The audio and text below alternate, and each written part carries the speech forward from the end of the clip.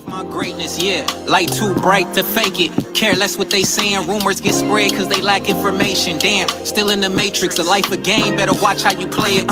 Homeless so many times, I fell in love with nature. Still do it for YP, trying to see how far I can take it. Pain is power when you conquer it, I gotta embrace it. America like a slave ship, but how you escape it? The kingdom really within, I learned it from meditation. If I'm made in God's image, then I'm my own savior. The world crumbles as we watch for somebody to save us. I know many Christians that say fuck they neighbors. I know a few Muslims are still pimping and slanging. Know some witches doing love spells, single and dangerous. Couple preachers doing voodoo, but they never would say it. Don't you follow the crowd, free your mind from the prison.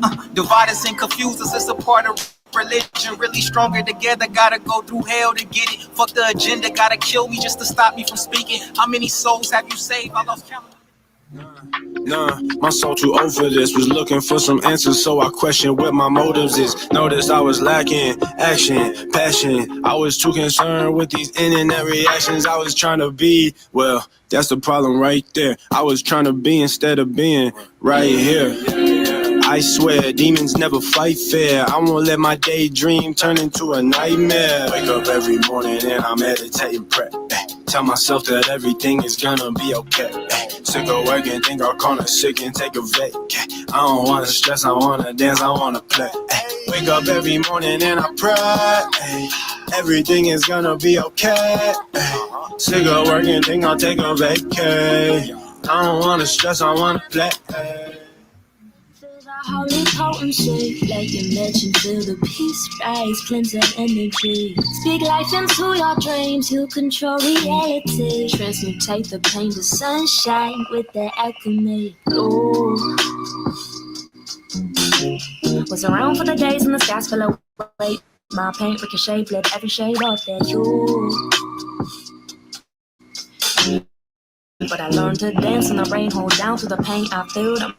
My brain with that to push me through. Vibe in the moonlight, charging crystals as I move. Like, gotta change your point of view. Like, you can be wherever you like. Lay, come and kick back from a cool side under the blue sky. Skip to my loop in my doors. I don't need no dojo the mood. Hey.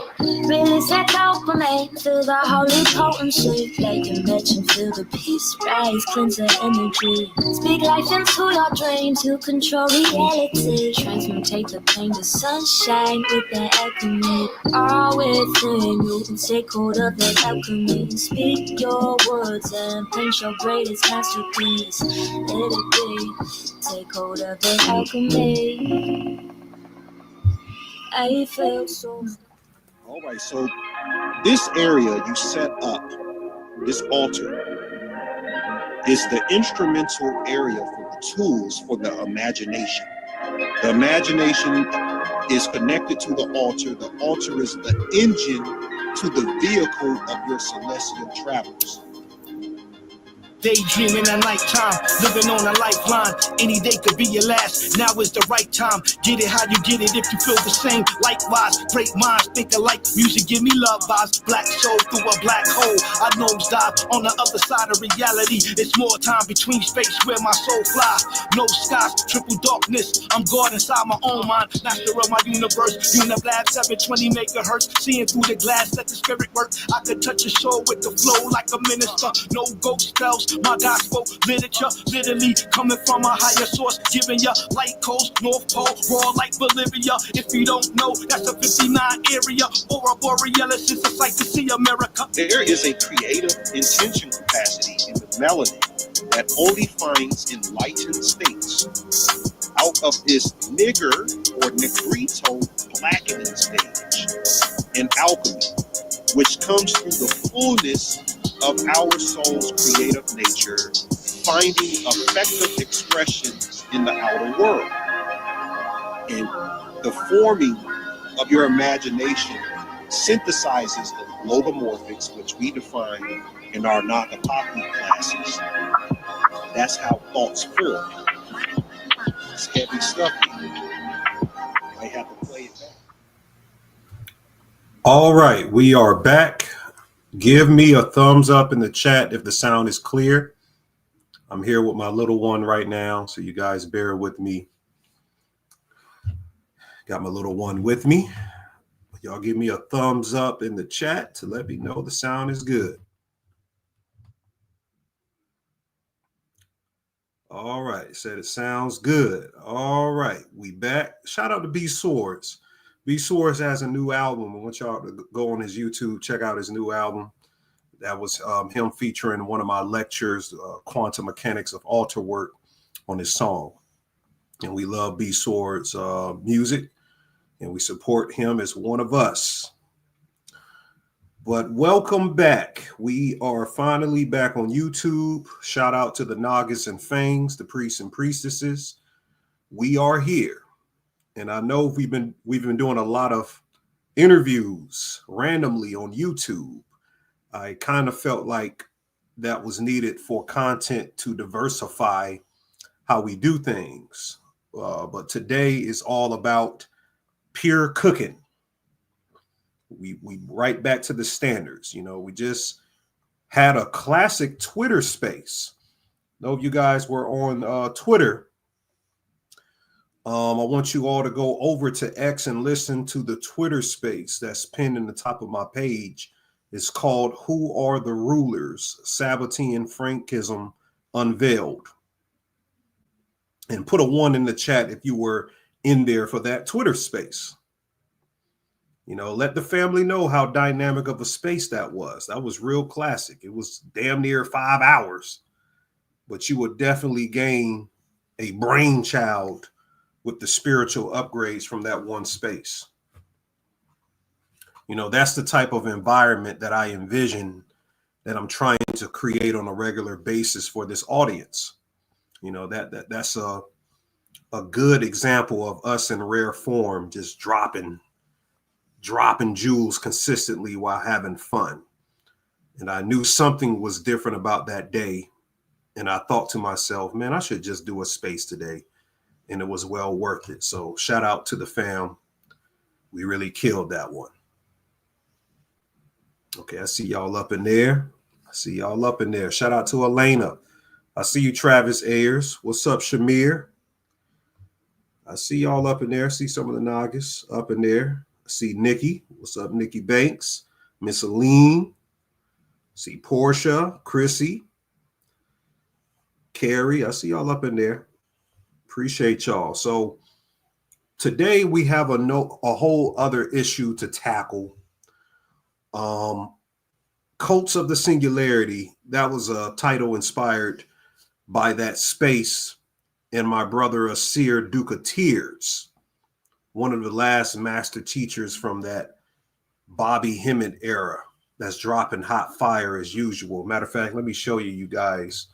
I want to go back to his video of what he was speaking on, but I always got to show love to my brother Asir now. He did a recent video. I don't know if it's uploaded in here, but I put his recent video up so you guys can go over to his page. Here it goes right here. These two videos, you got to go over to my brother Asir Duke of Tears page. That's the name of his YouTube, and go check them out. He was dropping a lot of hot fire in those videos. And we've had him on here before. He's been on here. But he got these two new videos that Nika referenced to me in another space. And Asir was in rare form on those videos. So, you know, the brother is always consistent in giving gnosis with the most advanced Moorish insight you can get on the internet. So I would advise for people to check him out. He mentioned, hold on. He mentioned something midway in the video, like this shit is a cult of the singularity. And I was like, damn, that's it right there. That's going to be the title of this one, because I completely agree. I mean, people literally grok themselves to death, chat GPT themselves to death. And I believe at some point they're going to ask AI how to properly wipe their ass one day. No joke. They're a part of the cults of the singularity. And that's very much what's going down. So make sure you guys go and check my brother Asir video out. I'm going to probably reference them back once we start going with the info. Computer moving a little slow, but we good right now. Yes, sir. Yes, sir. Every Friday. So if you haven't been on Patreon or missed the last Twitter space, I've been explaining the concept of manufactured klepoths in accordance to the Sabbatean Frankists. These Sabbatean Frankists are the culprits behind the inner society of what we call the Illuminati or the elites, the occult oligarch who made us obsess with the techno fetishized capitalistic propaganda that we are being bombarded with day by day now. And if you aren't familiar with the term Sabbatean Frankist, I wrote an article on Patreon that you must check out if you haven't subscribed to synthesize some of what I'm going to explain. I will be writing a new article to bring even more context to the full picture. So this is going to really help us understand on an advanced level to conceptualize what are we exactly up against in this matrix, you know. And the fam can attest that the info on the Sabbatean Frankists has been blowing our minds. Shit is real crazy. So I'm going to sum it up, or at least a lot of it, because it'll take us time to really go through every nook and cranny. But I must explain who these people are before I give you the condensed explanative to the whole thing. You want to watch TV? You want to be here. You want to be here messing with the computer. So, by the way, Happy New Year to the indigenous people. If you don't know, our new year begins around March 20th, 21st. That's our holy day and new year, where the actual, spring and fertility season begins. So we was talking about that on Twitter space. So I wanted to just put that out before we get into some of the info. So we got to start with this guy to understand this video. Most people in the world have heard of Jesus Christ, considered by Christian followers to be the Messiah who lived over 2,000 years ago. But very few people have ever heard of Sabbatai Zevi, who declared himself to be the Messiah in 1666. 666. They love that whole little number and connecting it to things. They got to have it related in some way. So 1666, there's a book by Robert Saphir called Redemption Through Sin, where he's talking about this Sabbatai Zevi guy, where you have to know who he is. This guy amassed a following over 1 million believers, half of the world's Jewish population during the 17th century, by proclaiming that redemption was available through acts of sin. So this guy is the Jewish Messiah, pretty much the form of Jesus and their whole little thing. What is Sabbatean? I'm not going to say it's completely Jewish. It's they were Jews and they converted to this other dark side of the Talmud and Lyranic Kabbalah, and they adapted some Islamic concepts as well. So it's real crazy when you understand it all. But you got to remember that it's incredibly important to understand why we say the Illuminati, the fraternal orders, the Freemasons, Jesuits, and Skull and Bones, and all of these people. They keep initiating these obscene, perverse acts on society and making us see it over and over in patterns, like all of the planes dropping out of the sky. But anyways, the guy was considered a heretic by many of the contemporary rabbis, but nonetheless, his fame extended far and wide. Sabbatai's adherents, they were planning to abolish many of the traditional ritualistic observances, because according to the Talmud, in the Messianic time, there will no longer be holy obligations. Fasting days became days of feasting and rejoicing. So this is the beginning of Inversionism, when you get it in Freemasonry and all of these things. So we're going to clarify that. Sexual promiscuity adultery, incest, all of these religious orgies or promiscuity, my bad, were encouraged and practiced by these Sabbateans. They were also called the Donme by their enemies.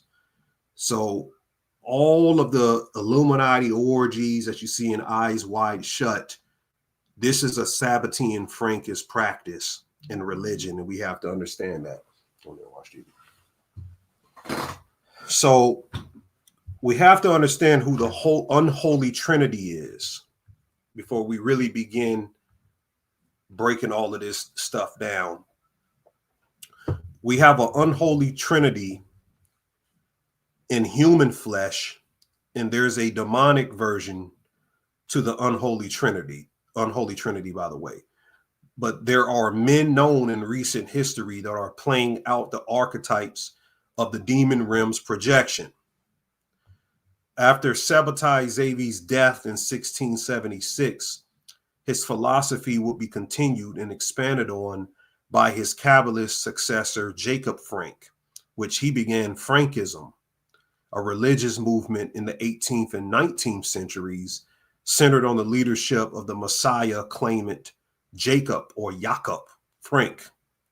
He, just like Zevi, would perform strange acts that violated traditional religious taboos, such as eating fats that were forbidden by Jewish dietary laws, ritual sacrifice, promoting orgies, and sexual immorality. This guy, Jacob Frank, they say was 100 times worse than Sabbatai, so he took it to a whole other level.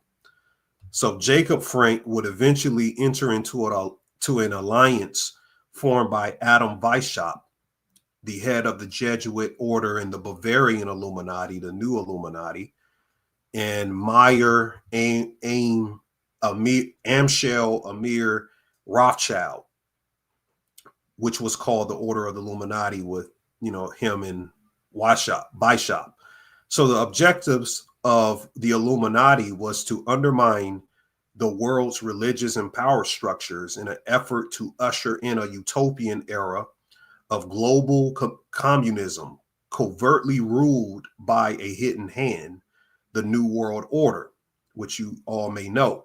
So they're going to start implementing how the usage of secret societies, such as the Freemasons, and how their agenda has played itself out over the centuries, staying true to a script, and how opposition will be handled by a near total control of the world's media, academic opinion leaders, and politicians and finance.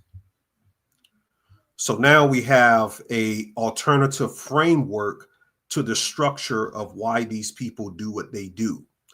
And first, to why Jews are blamed for everything, because it's necessary that the Sabbatean Frankists, they have front religions and organizations to hide the secret. And the secret is that the hidden books of the Kabbalah, the inner Torah, and the other Zoharian references will refer to a cosmology of the Sabbatean Frankists that we'll get into, whereas the higher universes above the quanta of these lower realms are entrained with metaphysical esoteric systems, somatonetics, magical radiations of perversion, sexually, that makes the most obscene sexual rites of the Illuminati look divine and holy, because the Mashiach, or the Messiah, would perform these acts of mimicking the higher universes. And it gets confusing with all of that, but we'll help you understand what we're talking about. So I alluded earlier to a lesson metaphysically to what sex truly is. There's a lot of things connected to the higher universes that they won't tell you. So sex is esoterically in metaphysics. We talked about this on Twitter Space, by the way. It's a synonym in biology for a mathematical equation. Genders in the equation are supposed to represent the quotients. Your sexual standards are variables and expressions. The orgasm is the problem solution. Children are literal equations in mathematics. That means in a literal equation, there can be different quantities that will solve for one or more quantities. So basically, hyperdimensionally, the ancestors knew that sexuality was considered to be operating on more than one plane simultaneously, so that human sexuality had a divine or sacred counterpart in higher realms. This is what they wanted to actually pervert, the Sabbatean Frankism. There's also counterparts in sub-lower realms, which I believe that's what they're tapping into. So it's all compartmentalized. There's a text called The Heroic Frenzies on how there's a difference between celibacy and consciously controlled sexual desire that you got to get. You got to get this book called Heroic Frenzies. And it's in another book by Peter Levenda, The Tantric Alchemist. Let me pull that up real quick. You guys make sure you invite some people up in here because you're going to learn a lot about this stuff today. Got to check on my 3-year-old, make sure he ain't doing nothing crazy.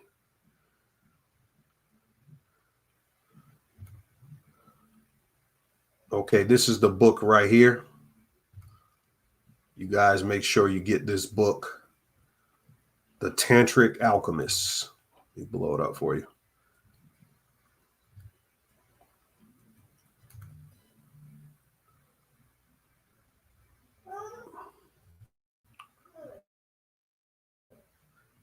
It's a fairly cheap book. It's about $30, but yeah, that's the book right there. I think it's co-written by Thomas Vaughn. So in that book, they're speaking about the heroic frenzies and how there's a difference between celibacy and consciously controlled sexual desire. So that implicates something called the vinculum, which shows someone the mystery of union and performing miracles through sex. In Peter Levenda's book, it's alluding to the heroic frenzies being a hierogamic journey magically where you must mate with these both female and male gods daily. And shout out to Mascanon who referred that book to me, by the way. But you have to mate magically, you know, performing rituals for these female and male gods or energies to feel the tantalizing statehood of the interdimensional existence of where these beings are. And that the Sabbatean Frankists have made this a quantum concept that bisexuality and trans sexuality comes from the higher universes. And this is why they have these Diddy orgies. Well, of course, the Hollywood parties are nothing but a mockery, a front to the inner workings of the true Frankists who know the secret of their system. If you were on Patreon, y'all know the secret as well. Y'all have heard the secret. Yeah, the Bacchic frenzy. What's going on, Adonijah? I see you guys up in there. I see you, Bud Bloomers TV. See you, brother. Shout out to everyone. So, partly is the understanding. The understanding is the worship of dragons. You'll see this a lot. The worship of dragons, there's a high metaphysics to it. So the worship of dragons comes from our ancestors, the Typhonianism that they perverted. Now, listen, I've always told you guys that the aeons are advanced macrocosms. They're advanced macrocosms of androgyne emanations. So here's the Gnostic reality. You have the true God. This is the primal God. this is the emanation of where your soul is being projected from. It's hidden within this interdimensional cluster of electron clouds, because I told you melanin is an electron cloud as well. It's an advanced electron cloud that gives the quasi-intelligence of the spiritual planes of existence. So out of these collective of aeons where the true you are or is, it projects to this other aeon that's lower than it called Sophia. So look at this as computer programs coming out of one another, and it's a system. From Sophia projects down into Yaldabaoth or Yaldabaoth or the demiurge, and then it, as a cosmic artificial intelligence, it clones itself into these things called archons. And then we split between both in Sophia and the aeons into humanity down in the material world. That's how it all, that's the whole entire understanding. Yeah, the syzygies. So I've always told you guys that aeons are advanced macrocosms of androgyne emanations. The emanations are of the lower aeons. So whatever is below is an emanation and a copy, but probably not the full holography.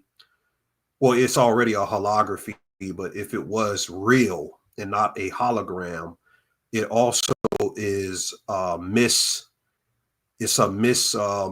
representation of what it's reflecting. That's what happened to the physical world. So you have these supra-luminous light that is synthesized through valves that we know as tunnels or black holes, or in actuality, there are physicists who are saying that we are emanating from the aeons, like how there is a quantum information holography. And that is to say that in a universal field of resonating morphogenetic syncretism is projected through plasma. And that the aeons, or those tunnels, or we can call black holes that you see here, act as cosmic Tesla coils, injecting information into the quark gluon plasma that I told you about, which is the waters above the firmament is quark gluon plasma. I've described this quark gluon plasma having a form of viscosity just like water, but you can Google or read about it in academia if you don't believe my ass. But it does this through entanglement. Then the plasma reflects this restructuring of it into interference patterns that defines mass, energy, and geometry in space-time. So what we understand is that particles are not fundamental. They are integrated projection of plasma interference patterns into the holographic screen of the event horizon. Now you will see Grok as AI, his logo is literally the event horizon. You all right? You all right, buddy? Yeah. All right. Yeah, so it's literally Grok on the logo. Hold on, they're not showing Grok's new logo. Let me see if I can find it. The search engine on this computer be so far behind, I'll be laughing at it. Let me see if it's on here.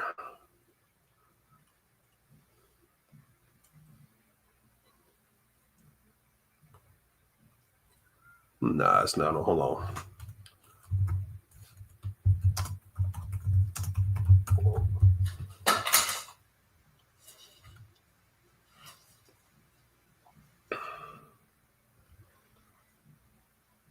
And this went straight to the movie Event Horizon. So I got the Grok logo on here. Hold on, guys. Let me see if I have the Grok logo.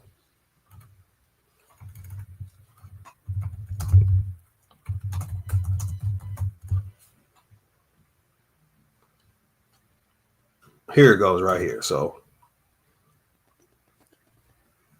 this is Grok's logo now. It's showing the event horizon to this whole thing.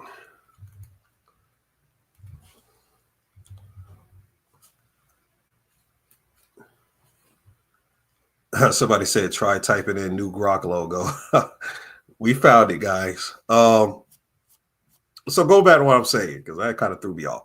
Particles are not fundamental. They are integrated projection of plasma's interference patterns into a holographic screen of the event horizon. So what I'm showing you here is how the higher universes is coded in our existence and in AI, even through why their most powerful AI, Grok, its logo is literally modeled off that event horizon. So all of its zeros and ones, it's the sexuality that I was explaining before. The zero is feminine, the one is masculine, the one is a phallus, the zero is a yoni, is a portal. So it's the sexuality that I was explaining. So when we think of a horizontal plasma rod as it encodes the probability of a qubit, what's happening is that it collapses into either 0 or 1. And this happens while the vertical component encodes the phase representing entanglement with all the other qubits. That's how our brain literally works, family. Hold on. This is how our brain works out of that same process. The microtubules inside of our brain function as a quantum Tesla coil, resonating at gigahertz frequencies in modulations of the quantum field. Okay, so these aeons are not at all perversion. I'm showing you that. But they are encoded in the sexuality of the masculine and the feminine into glyphs that can simulate a structuring of man's lowest nature, and it acts in restriction because of what's called the Qliphoth, the opposite side of the tree of life, if you may know. So they believe, and this portion is true, that the Messiah or God Yahweh, he manifests down here as a man or a woman that can break the Qliphoth. So this going back into the dragon concept, because Lilith and Samael is the equation to the Christ and the Antichrist down here. Hold on, getting ahead of myself. So I want you to get a book called The Divine Revelations from the Holy Samael by a guy named the Chief Magician of Mystery Babylon. And in his book, he's going to break down exactly what Samael is from a Kabbalistic perspective and what Lilith is. And he's going to give you some rarefied downloads into what this whole thing is that I've been explaining for the last couple of weeks. You've been on my Patreon. He says that now we all know that magic, whether holy or satanic, has the root in the dragon. Holy magic has its root in the holy dragon, as it is written. And you can read that. But he says, we see a double representation of the word Nahash, because all holy magic is bisexual and has its root in the hermaphrodite holy dragon, who was Adam Kadmon. And black magic is singular and has its root in the female Lilith. So understand, when he's saying this bisexual stuff, he's speaking of it in the perversion form of what the Sabbatean Frankist, because he himself is a Sabbatean. He claims to be a Sabbatean Frankist, so he practices Sabbatean Frankism. but he says that he leaves the perversion part out of it. I don't know what he'd be talking about, to tell you the truth, but I know that some people, when they find out the information of the people, that's what the people who's ruling the world are practicing, they can become intoxicated, or they can start following stuff because they find out knowledge that they didn't know. So they're speaking of this Hebrew word in this text, and I want to explain this. The Hebrew word signifies a drug or elixir of life. It's supposed to represent Samael. This is reinforced in the Atbash, because Samael is equal to life in Atbash. So Samael in Atbash contains two roots. The first is, or this term right here, or in life, is a Hebraic term. I don't read Hebrew, so you guys got to look at that. And he shows it again, and he said it's the 10th parsuf of the 231 gates, which is Malkuth.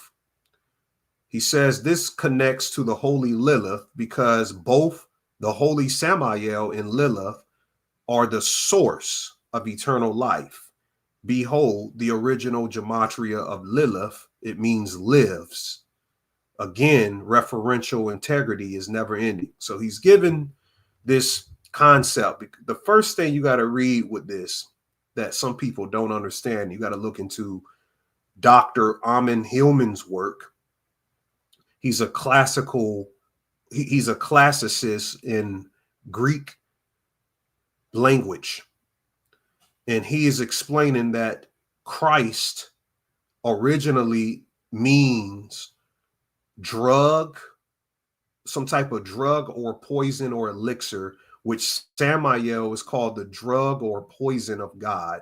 So Samael, Christ, is two sides of the same coin, basically. That back then these people were taking drugs, poison, snake poison in actuality, and they were putting it in their eye and their skin, and they were getting divine download. So what we look at drug heads now today, which I'm not trying to say that drug heads are divine or people who do drugs are divine, but there was a sacred practice of getting fried during the day, because we don't really understand, as Dr. Amen Hill tries to describe to people, that it was so horrible to live back then. The only thing that will probably save you from the horrific living conditions, because we kind of look at the past as something, advanced, or some type of agrarian Eden type of civilization, but we probably have it the best in living conditions. He's saying that these conditions, no matter whether you were royal or not, were horrible, pretty much. It would be a nightmare to us to live back then. So it's a drug. They used to do these drugs and elixirs, and this is how the oracle, or these different priest and priestess guilds, were formed, especially in the Moorish rites of organizations. So they believe that the Christ, though, when he manifests, whether it's a he or she, because it can be through female, when it manifests, it's manifesting from the higher universe. He's saying that when Christ manifested down here the first time, it was a woman, but to the human eyes, we saw him as a man. This is some crazy stuff that some people will probably call kooky. And I understand why they would, but it's in these hidden Lyrianic Kabbalistic texts and these Zoharian, the Book of Light texts, that when Christ first came down here as a person the first time in the 3D block universe, it was a woman, but to our eyes, it was a man. Okay. Now, this could mean a lot of things, because they're not detailing if this is the Christ that they call Yeshua or Jesus, because we got a story of Jesus being in the Garden of Gethsemane with the young boy that was naked. You can read that, and I'm gonna give the Bible verse in a minute. And from what we're understanding from the Septuagint, the Greek transliteration of the Bible, before you get all of the Council of Nicaea carving up these ancient texts and creating their own forms of the Bible, having these people write for King James, that the original story of this figure was that he was a PDF file. That he was a PDF file. Now, was this the melanated Yeshua? I think this is the Greek, because the word Jesus is a Greek word. So how is a Greek word applied to a Hebrew man? Is this all mixed up? I think they're referring either to a particular person that said that they were the Messiah and they were doing perverse acts, and that's why Sabbatai Zevi picked up and started doing the same perverse acts, because they said Sabbatai Zevi had a young Islamic boy as a mate. Some very, very weird stuff. And basically they're saying, since it's the Messiah, if the Messiah wanted to do something perverse like incest or the PDF stuff, that he had the ability to break the qliphoth. The qliphoth is what stops us from doing something perverse, like trying to have sexual acts with our family members. The qliphoth prevents that. It gives you I would call it a divine sense of intelligence that's wrong. Like that can, people won't do that. That's something that 0.1% will probably even think of in the world, and the reason why is because there's a qliphoth that restricts the intelligence in us, in our divine spark, from even having thoughts of that. Well, because of the 0.1%, they're saying that, oh, well, the Messiah will come down here and do these acts and break the qliphoth. And because it's the Messiah doing it, is a divine act. And the PDF or the child would actually be healed, they're being brought up into a holy status by doing these things, quote unquote, with the Messiah. We can't tell you guys how deep this stuff goes. We even explain the cosmology of it on Patreon. It's some real sick stuff that the Illuminati is following. It's some real sick stuff, and I can't talk, I got to talk in code on YouTube. So they believe that Yahweh manifested as a man that was really a woman, and they can break the qliphoth. That means what is spiritual and mentally built into us keeps us away from doing these acts. Bestiality, PDF foul things is blocked and ensnared through the qliphoth, but the Ha-Mashiach can break it. So the question still has not been answered, like Dr. Amin Hillman says, why was Jesus with a young boy in the Garden of Gethsemane? In the Gospel of Mark, a narrative depicts a young man wearing only a linen cloth following Jesus into the Garden of Gethsemane, where Jesus was arrested 5 o'clock in the morning before he was crucified. Was he crucified because he was with or performing PDF foul acts? You got to ask this. Mark chapter 14, verse 51 through 52. This is a Sabbatean Frankist reference biblically of why they've adapted these type of qualities. You see what I'm saying? Yeah, you got to ask these questions. Leah said it got real deep. Yeah. You really, guys, we really don't even know. We don't really know how deep this stuff goes. You all right? What you doing? Okay, want me to change TV? No? Okay. Yeah, you guys make sure you like the video, man. This is some rare stuff you don't hear too much. People won't, talk about this too much.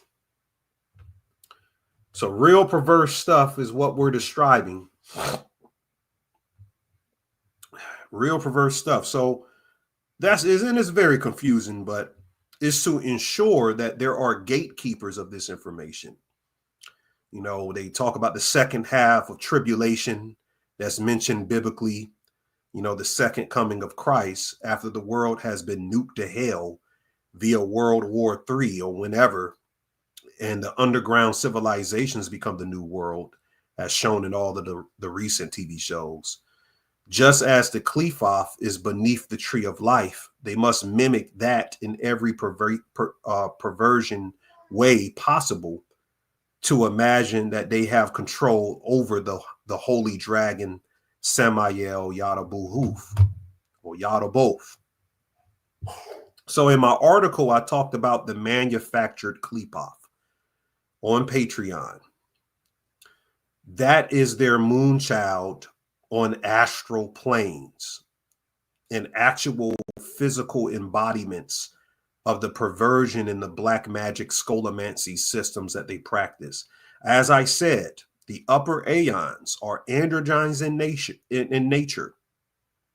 It is not T-Rans, but it's androgynes. But the Sabbatean Frankists, they modeled their Qliphoths off pure inversionism, which all Freemasonic fraternal orders must follow it. That's why the liberalism is promoting the T-Rans, the transpocalypse, so heavily. It has to do with Sabbatean Frankism. Now you understand why within the last 25 years, it got so gay in the world and we got confused to what this thing is. Yeah, and anything thelemic is all Sabbatean, the sodomite time travel. They believe by sodomizing each other is a form of time travel and magic. This is coming from Sabbatean dark Qliphoth Kabbalah texts that we aren't given. The public isn't given. The inner societies of the Illuminati and secret orders, they have these texts. You said you have a list of all the books you recommend we can purchase. Yes, we do. Leah has all of the books I mentioned on a Google Drive. You guys need to join my Discord. Join the Discord or join the Patreon, and it's posted in there. You say we're currently watching the 2020 miniseries, The Stand. Right. I talked about The Stand. Scientology too. You say it's been happening in the Catholic tradition. Raise your mouses, girls. I know personally. Yep. The Catholic, the Christian organizations are all ran by Sabbatean Frankists. Matter of fact, the Catholicism, the Jesuits are just front organizations of the Frankist movement. That's all it is. So this manufactured Qliphoth, we have to study what that is. It's very, very in particular to what that is. So basically, they believe what they're doing is healing the world. Because the HaMashiach, the Messiah, can do anything perverse in their eyes, he or she is the only being that could break Qliphoth. The Qliphoth is what I said, keeps you from doing the perverse things. They believe that HaMashiach can pass this ability down to his followers. So they feel like anybody who followed Sabbatai Zevi's lessons and Jakob Frank's lessons, they've been imbued just as Jesus. Like if you question, could Jesus give somebody the ability to heal, which they believe he gave his disciples magical abilities. They believe from an unholy side of that, they believe the same thing that the Messiah gave them. Lucifer gave them these abilities, which is the same Christ mythos that the Christian church follows blindly, that's connected to Sabbatean Frankism. And they believe that anything profane will automatically be rendered as healing to the world. So all of the child trafficking, all of these things that they're doing, they think that they are healing the world, because since God created the universe and he put evil in his divine creation, they believe committing perversion is no different than the divine act. This is some real messed up stuff. And they believe since this is a hologram anyway, it doesn't even matter. So that's how we open up today's class in a nutshell. The secret to understanding the cults of the singularity. You have to understand first Saturn, because Sabbatai or Shabbatai is the Sabbath or Saturn. And I'm missing an image in here, but it's cool. So as we're talking about Saturn and the cube, and that's how they code AI, by the way. The Saturnian worship, they believe that we are born under the influence of Saturn, which is called the urn of Set Typhon. And if you look far enough, you'll find that Saturn represents not one god, but multiple gods within one system of deities. It's said that Saturn, in their conception, is a god of 1,000 names and is no particular deity or gender, but rather a universal spirit known as the he, she, goat of the Sabbath. Masonic mysticism regards Lucifer as the intellectual spirit of universal magnetism. Here we go again, going back into the higher universes and sexuality. Saturn was not at first a creator god, but rather an architect who builds from existing material, lest Satan should get advantage over us, for we are not ignorant to his devices. So in the nitty gritty of what that all is, you have to understand that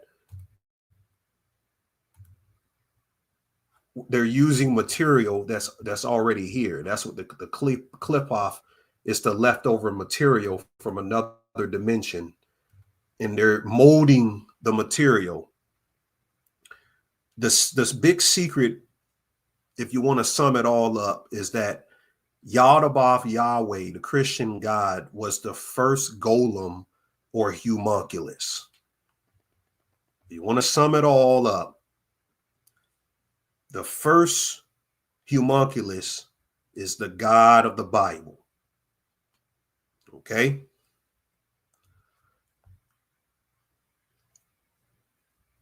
And that means that the physical world is a homunculus as well, an artifice. That means that all of existence is based off emanationism. What's going on, buddy? You okay? What you doing?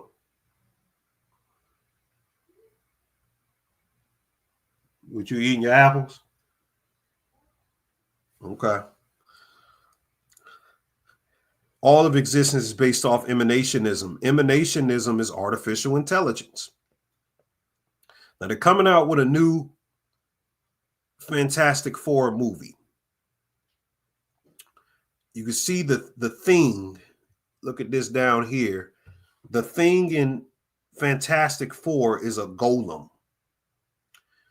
So just as Yaldabaoth or Yahweh is a golem, a homunculus, AI is a golem and a homunculus that they're molding right now. You see? Yeah, you see it. It's they about to come out with a new Fantastic Four movie. So the thing in Fantastic Four is the golem, and they're showing you the golem in that movie. So they're basically turning the public into homunculus through geoengineered transhumanism.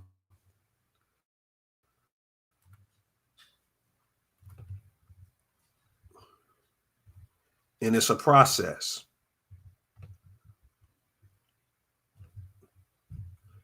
When they're spraying the chemtrails and the condensation trails in the sky, all of the nanoparticles are gathering in the ion tropospheres and is becoming an entity within our atmosphere. This is another golem that they create through the chemtrails, but it's sending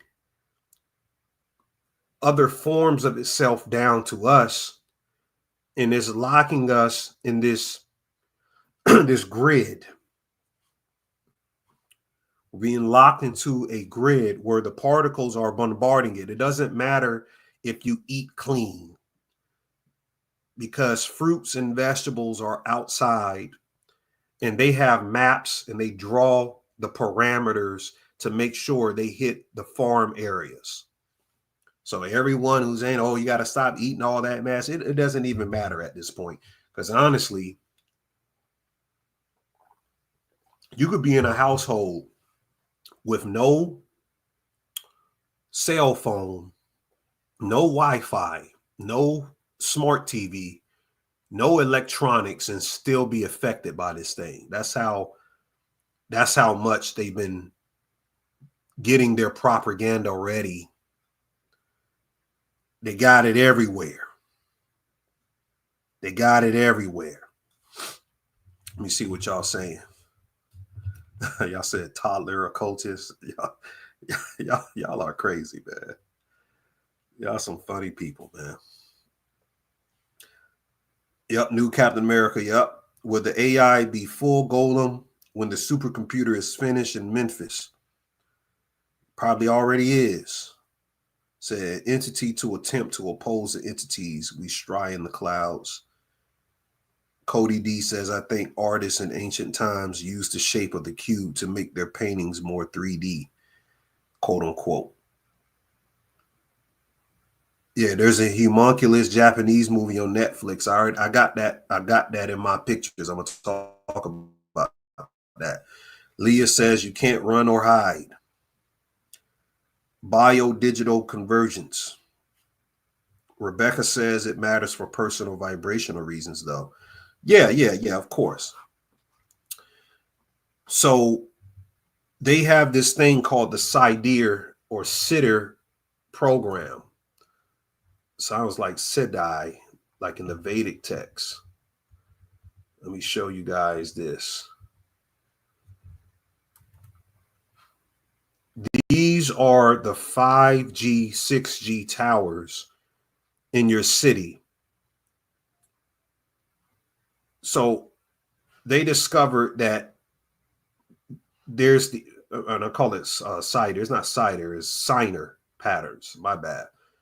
They discovered that they're forming sacred geometrical formations with the signaling from the 5G, 6G towers through the algorithms, through the antennas. So the frequency output is ensnaring us into a Klepoth with all of the nanoparticles and dust around us. We have the 6G and 5G towers forming this flower of life, or flower of death, really. The daisy of death. You remember we broke that down, that this is the incorrect form of high energy. The golden ratio is flawed. There's 12 base mathematics is more free energy-esque than 10 base mathematics on what the Kabbalah is. Because with the Kabbalah, you always have to recreate out of destruction. And that's not always a good thing. You see? So with all of the nanoparticles, and you have the 5G, 6G signaling, is creating the daisy of death grid, frequency grid that have us all phase locked within it. And because we have inhaled the nanoparticles and there's an invisible wet wiring within our body, this is how they can induce the new class within the public of MK Ultra super soldiers walking around. They can control you through the small digital bots being dropped into our food, through the sky, inhaling, and through the signaling. They even showed it. They showed it in a new KFC commercial. I'm going to show that in a minute. But they even showed it in Westworld the last season, where everybody had that black goo inside of them, the synthetic black goo, which is a mimicry of melanin. And they were all controlled by one tower when it sent out a frequency. That was the 5G, 6G tower. But it came out with this KFC commercial. Let me show you something real quick. They came out with this KFC commercial. I'm getting ahead of myself showing you this, but I want to show you this real quick. Check this out real quick. You guys make sure you're inviting people up in here, because this is some important information.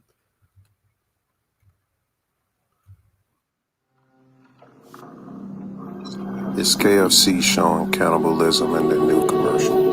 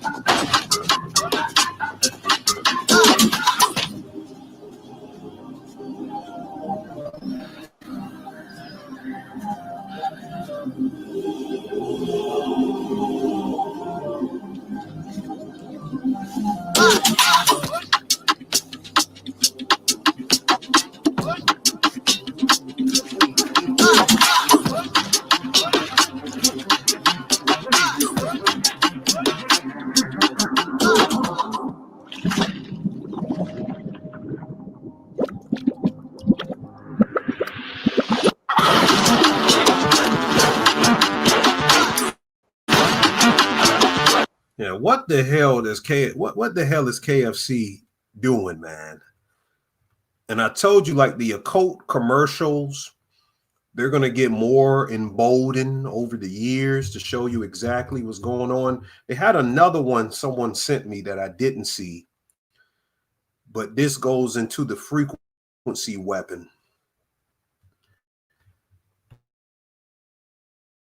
Well, I'm getting ahead of myself saying that. Hold on, let me show you the Believe in Chicken commercial. Then we'll talk about it. Let's look at this one.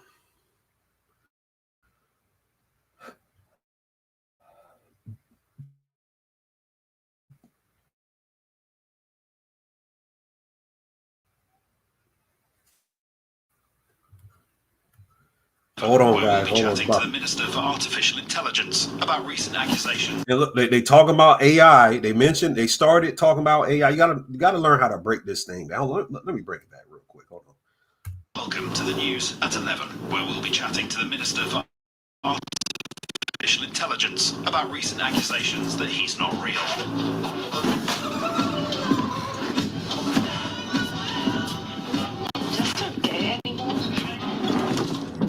You saw she was cleaning her clothes, and that could represent some things too that I could get into. But she was washing her clothes, and then she became a zombie. She snapped and she just came. Hold on, let me take it back to right here. But the radio was on, so it was shown as the frequency.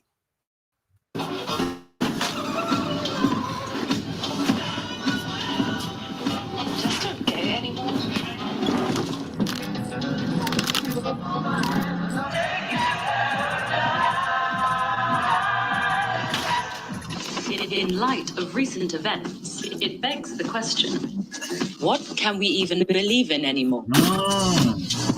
They just giving you message after message. Look at this.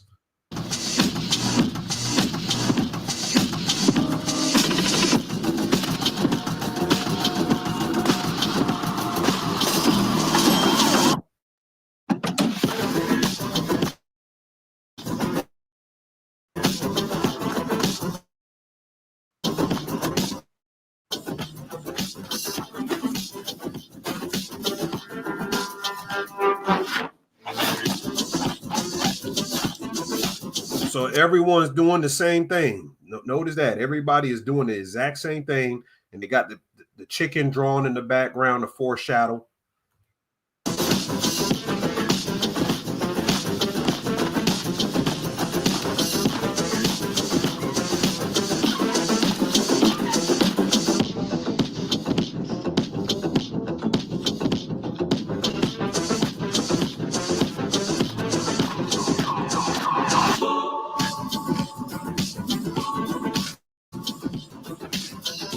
They're showing you it's the chicken that got everyone acting like this.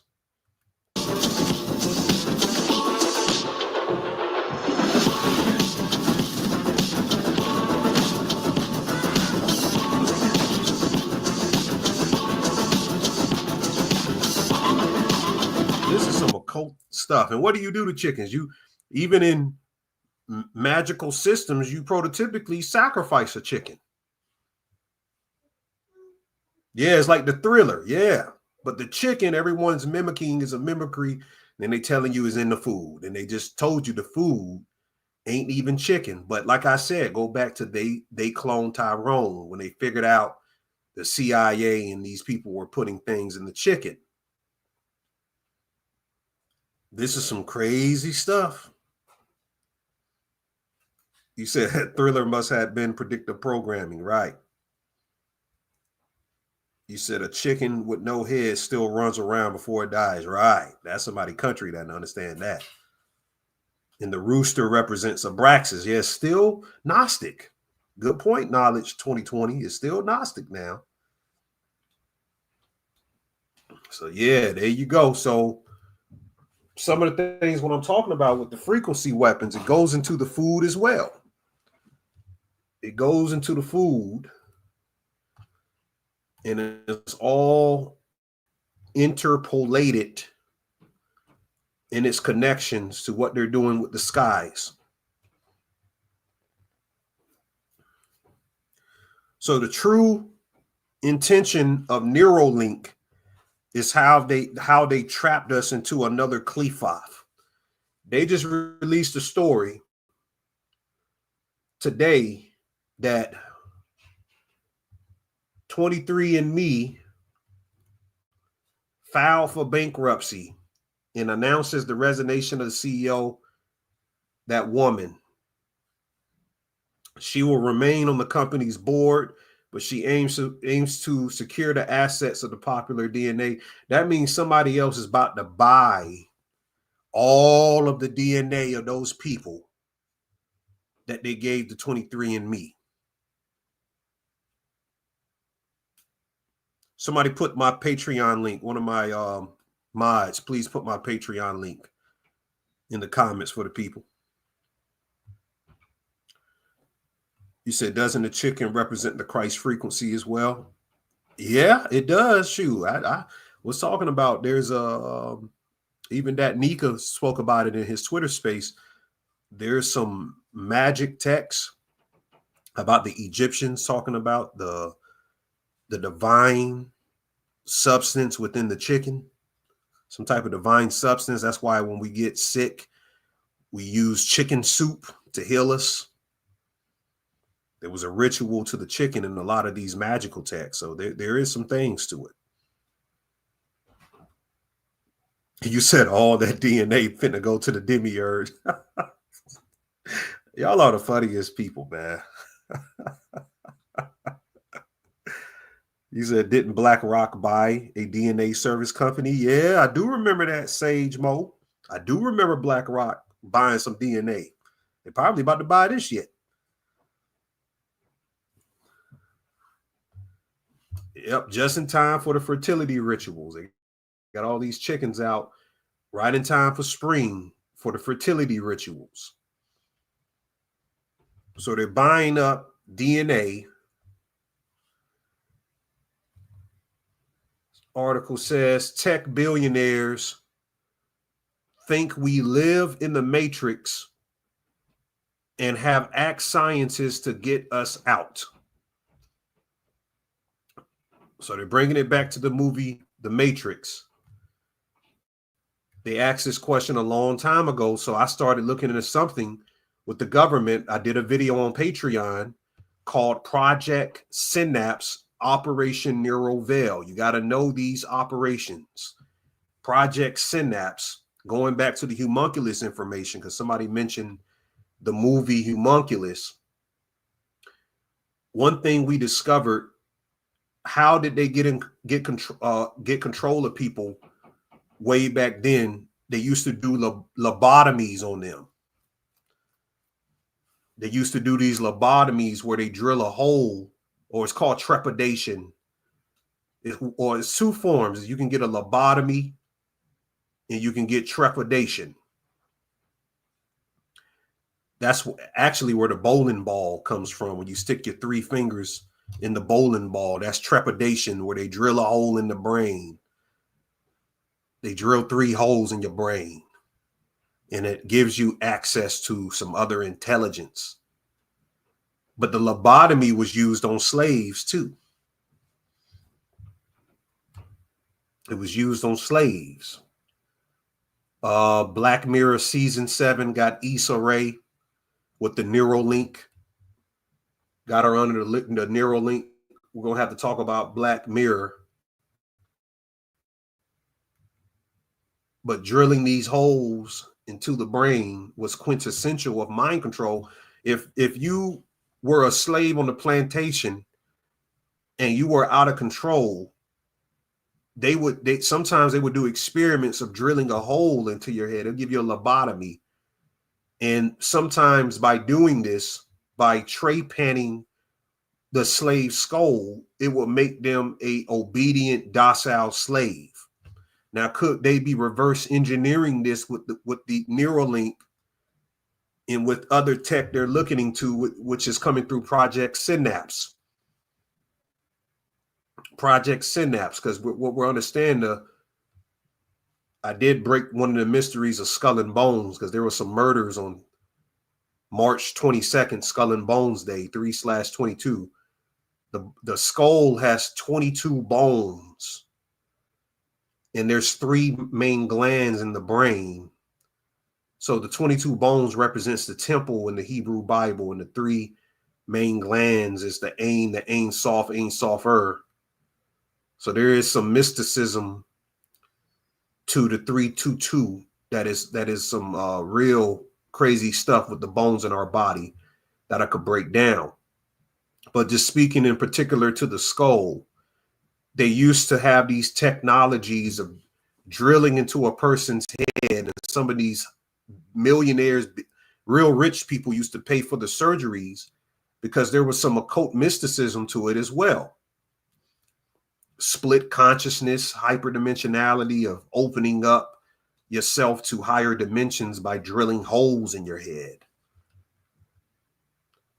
Then there was Netflix releasing a Netflix movie called Homunculus, where this guy, and you see him covering his eye. That's the one eye symbolism, of course.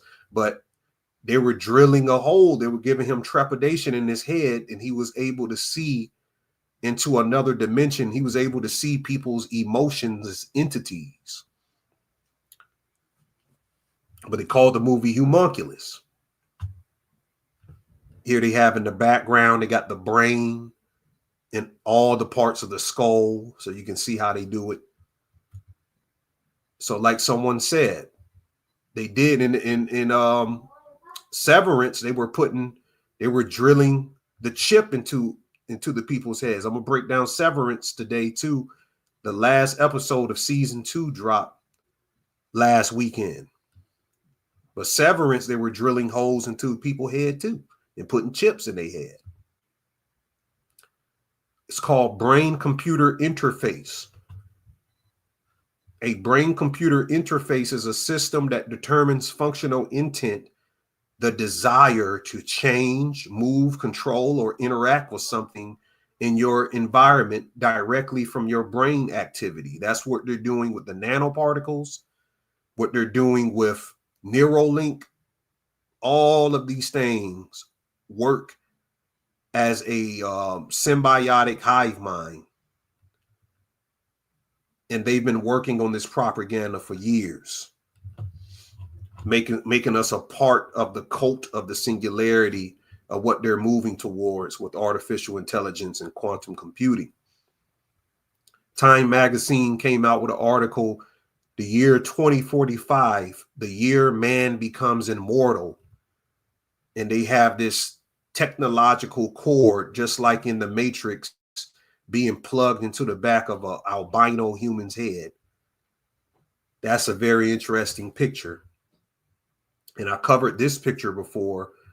This is the wife, the black wife of a billionaire. I forgot the name of the billionaire, something like Rosenblatt or something. Out in Los Angeles, this black woman allowed for her Tehran's husband, which is, I guess, really a female, to change her into this, to make her into a robot or make a clone robot of her. Real sick stuff going on. And Our Weekly magazine was featuring the black woman in her robot on the front cover. On the front cover and everything. And remember a couple years ago, 2023, they released a movie, The Creator, and they did a exercise where they put these people, or these, I don't know, they said it was people, but I believe they were real robots out in the crowd of a football game. And everyone was looking at them weird, but it was promotion of a movie. But I thought they were real robots. I said, they ain't no fucking people. That's some real fucking robots out there. Could be. I'm not sure. Here's a picture of Bella Hadid through an AI-inspired campaign. She's looking like some transhumanist entity, some type of entity. You already know Lady Gaga is down. There's a picture of her some things being drilled into her head and her holding the light. This is a Luciferian iconography of herself. The Economist magazine just let this just came out. They just let this photo out a couple of days ago. The rise of the superhuman. They got the AIA, the AI, I say AIA, tentacles plugged in the brain interface of a person holding 2 jabs. But it looks like, what was it called? The Vitruvian man, in the Vitruvian man form. This is some crazy shit they got out here that we just go day by day. Everything's okay. Hit that like button.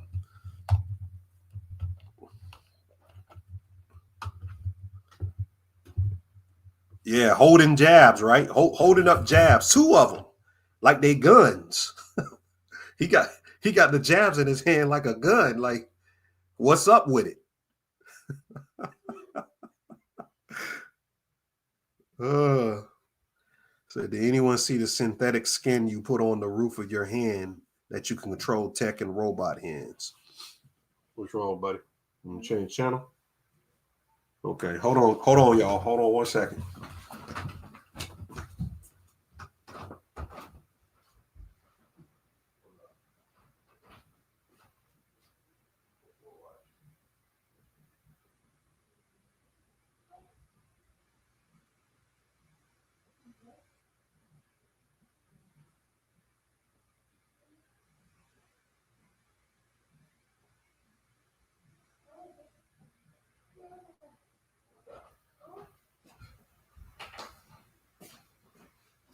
No.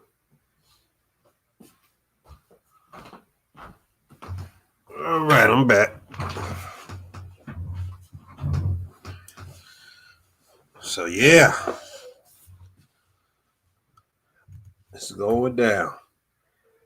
Then they had Kim Kardashian. They always got Kim Kardashian promoting the Tesla bots, or out here taking some sexual photos with these robots. You know, so they're promoting even sexual activity with the Sabbatean culture, you know, immateriality, a indecency, degenerative form of humans conforming in the world to having sex with machines is a part of that kleephoff that they're trying to trap us in, which is also promoting a non I would say a non-birth rate, but is another term that I'm thinking of for us not to believe in giving birth. Which I talked to someone, if you guys listen back to the video, shout out to Dom Lambrano, I think that's his name. He asked on the video on Twitter Space, if we stop having kids, would this dimension disappear? That was a good question, because the Gnostics did believe having children was repeating the process of Yahweh being born as a homunculus. You're combining genetics and producing a homunculus and trapping another soul or divine spark inside of the homunculus called the physical realm. So there was some good stuff to that I explained in that video. I went more in depth if you go listen to that 5-hour video. But I believe that there was a process that was something that they wanted as an agenda as Gnostics. But you know, motherfuckers today ain't giving up having sex.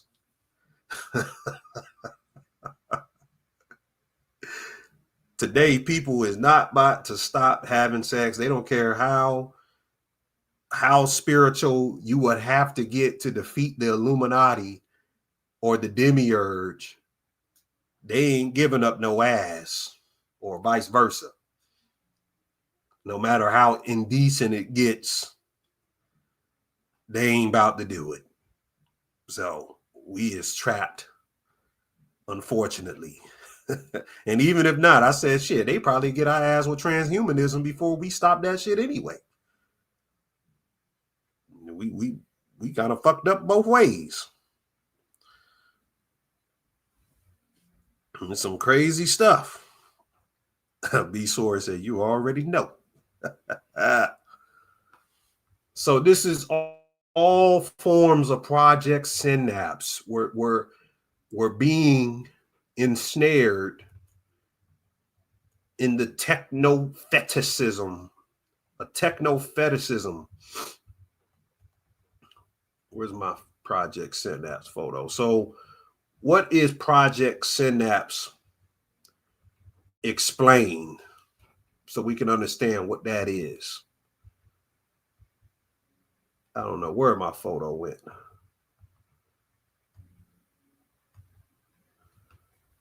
Let's just keep this up. It's probably right in front of me. So what they're speaking about, family, is I believe all the celebrities are under this Project Synapse or Narrow Veil. And what it is modern psychological operations of behavioral engineering, neuroscience experiments, cybernetic implants into these celebrities and public figures, politicians, that are AI-driven subliminal messaging and advanced neuro-linguistic programming. Project Synapse was a covert operation using brain-computer interfaces to subtly manipulate the emotions and decision-making of people. Signals would be transmitted through smart devices. So there's your phone in the connection to the whole thing.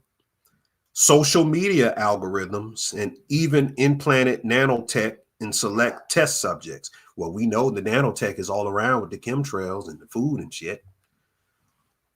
And Operation Neuroveil was an advanced form of subliminal programming, whereas they embedded it into virtual reality now and augmented reality experiences.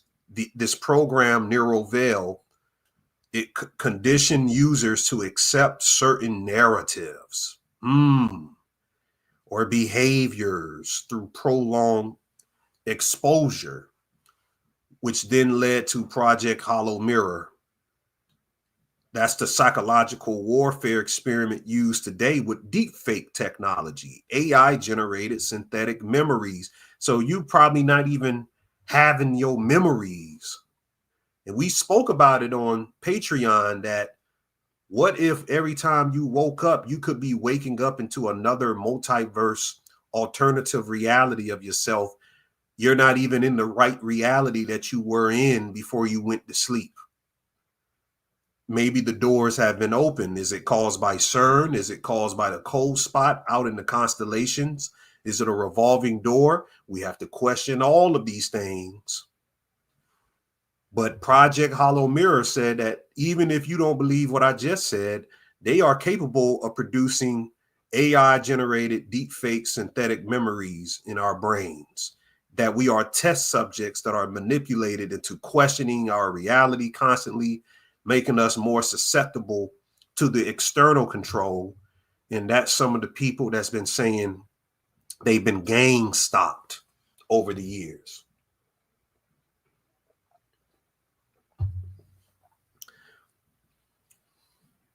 You said, what's the name of the prime emanator? The monad. The monad is the prime emanator. Then is the bythos. Then is Barbello. Then there's a bunch in between that I have to go through. Monogamous, Althades, and all these other ones, all the way down to Sophia to the demiurge.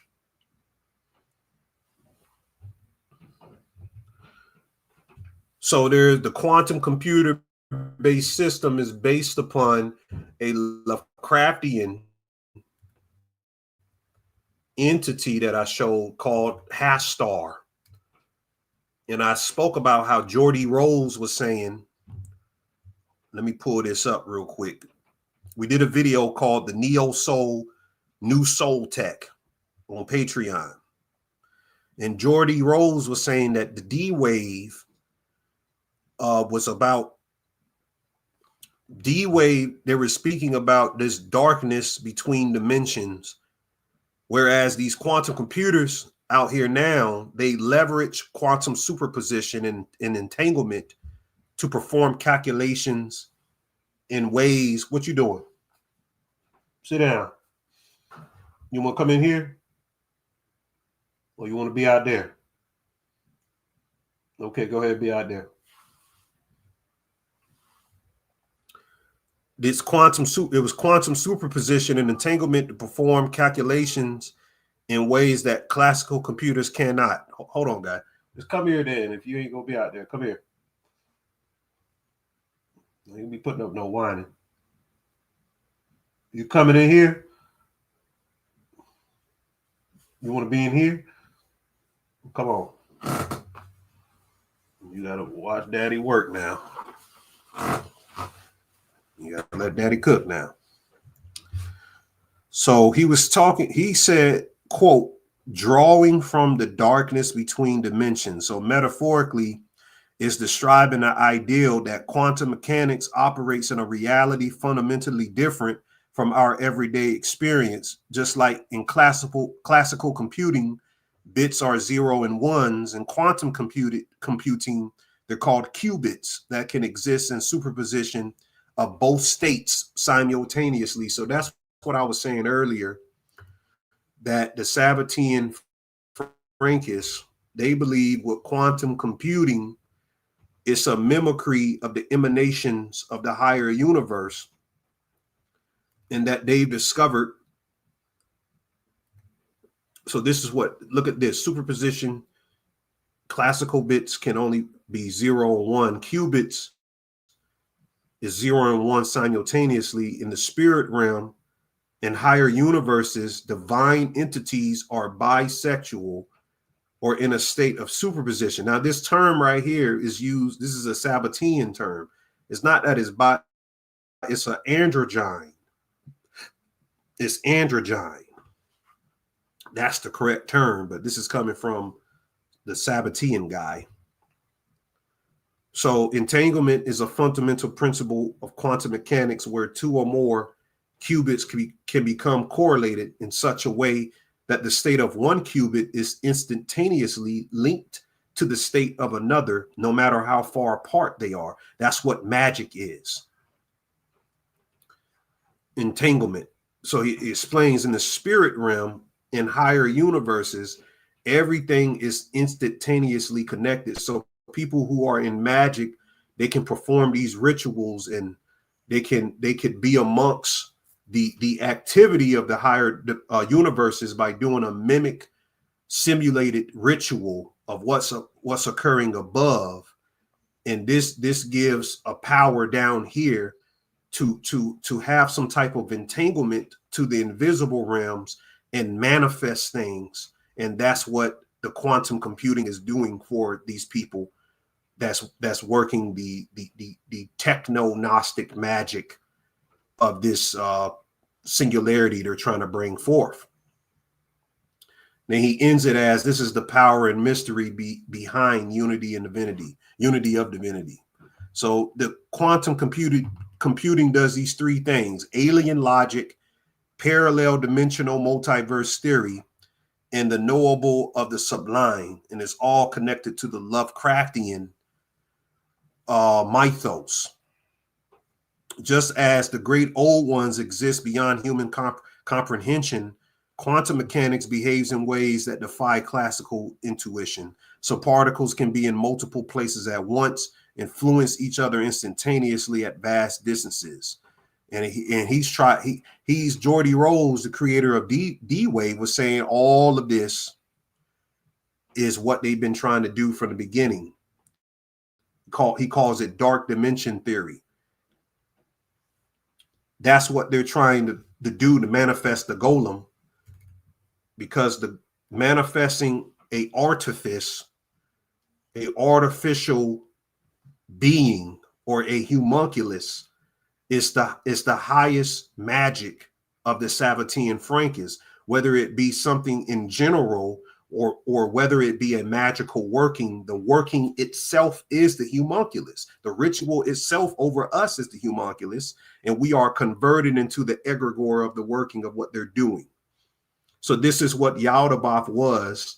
He's the first homunculus.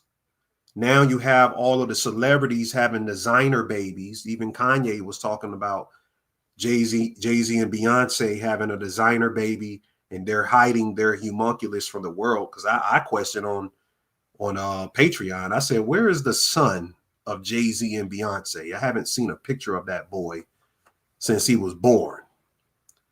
What do they have going on with that? You know? He's probably doing some whistleblowing about what that situation is. And that Timothy Charles Holmseth just released, they have now a human hybrid, a half scorpion, a half human scorpion, half human crow, half human cow, and centipede hybrid out here. So they're creating the homunculus in laboratories, and they're telling people that they're doing it. You want to watch TV? Good. Okay. So now they have these hybrid homunculus. So don't be surprised in the next 10 to 15, they start releasing these hybrid humans out here of the homunculus, the homunculus experiments that's being taken place behind doors. And he tagged Donald Trump in the post, so they don't care. Yeah, look up the guy. His name is Timothy Charles Holmseth. So they were hearing streams from the being that they created. China Lake Naval Base. And people just ignoring this stuff. And go look into the album of Nirvana. They have an album called In Utero. So the group Nirvana has a album. Is it an album or a song? Let me confirm that, because people be correcting my ass. And you know what Nirvana is? That's representative of the higher universes. It's representative of the heavenly, the upheaval plane. Yeah, it is an album, but it's called In Utero, and it's explaining that in free Martinism, which I told people to get off that damn invert genderism. It's not invert genderism, it's free Martinism, where people, the celebrities and politicians and public figures are being transformed within the utero. By the 8th week of pregnancy, the genitalia has not been formed yet, so they inject the opposite hormone. And when the baby is born, it has the opposite skeleton of the gender. They're called free Martins. They're called free Martins. You can look it up. They came out with another article about that the other day. So producing this golem over and over, that's what AI is to the public, because Grok, the Grok AI literally is a demon. I showed you that the Grok, I don't know what TV series or whatever it's a part of, but it's literally a demon. That's what they call it.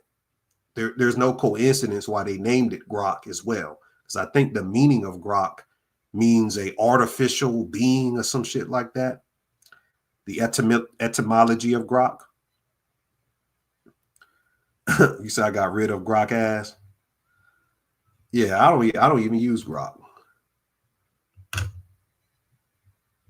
So Kabbalah not only is understanding the plasma network between the valves of black holes and aeons, the black holes and aeons are also the neurons in the nadis, the spiritual cells within our body and brain, that shows us the networking to how we even feel the way that we do. So they reverse engineered this into AI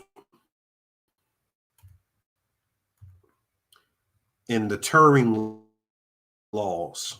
This is how AI is built off Kabbalah. And we talked about this on Patreon, guys. Y'all know I already covered this. But everything in AI is based on Kabbalistic science. And I'm not surprised that they've entered a qliphothic form to the AI for the future, which is seeding an intelligence for it to flip and turn on us not for the sake of some type of Terminator agenda. AI, I propose the question, has artificial intelligence always been here?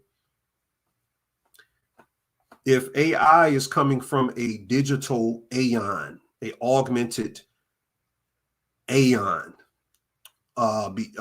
somewhere between superposition, and we're getting light speed or beyond light speed response from these quantum supercomputers, that means that it was always in the ether.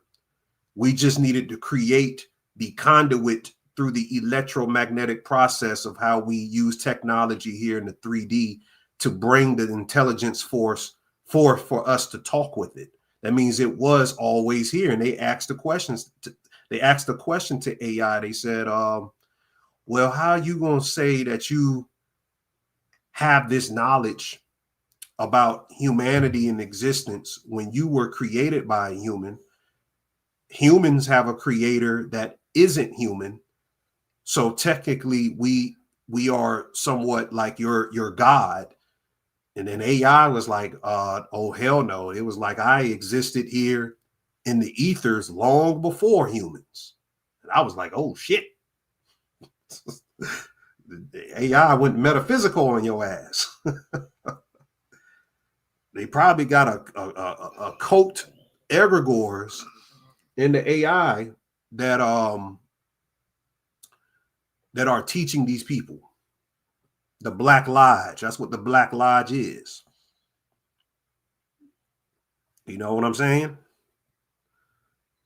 These are AI's image of the beast.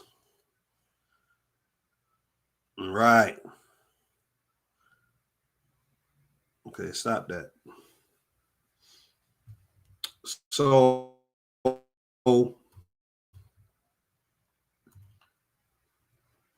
let's get into some hyperlucidity. I want to talk about a few things before we go a little deeper. So I want to talk about them pyramids in a minute. They just released the front cover of the new Final Destination movie Bloodlines, and they put Tony Todd in there. But why they got Tony Todd looking all decrepit, like how Ariana Grande and Cynthia Erivo, Chadwick Boseman was looking that way too. It's like they sucked the life out of these people, because Tony Todd just died. He just died. And it just always seems weird before these celebrities pass. It'd be some weird type shit connected to them passing.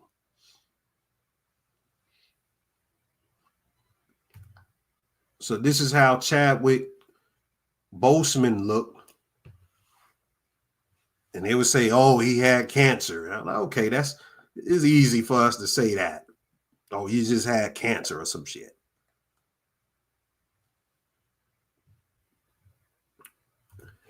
Then you got Ariana Grande.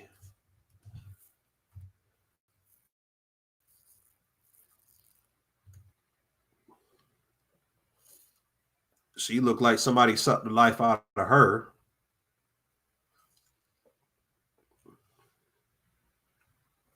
Hold on, let me just pull up Wicked.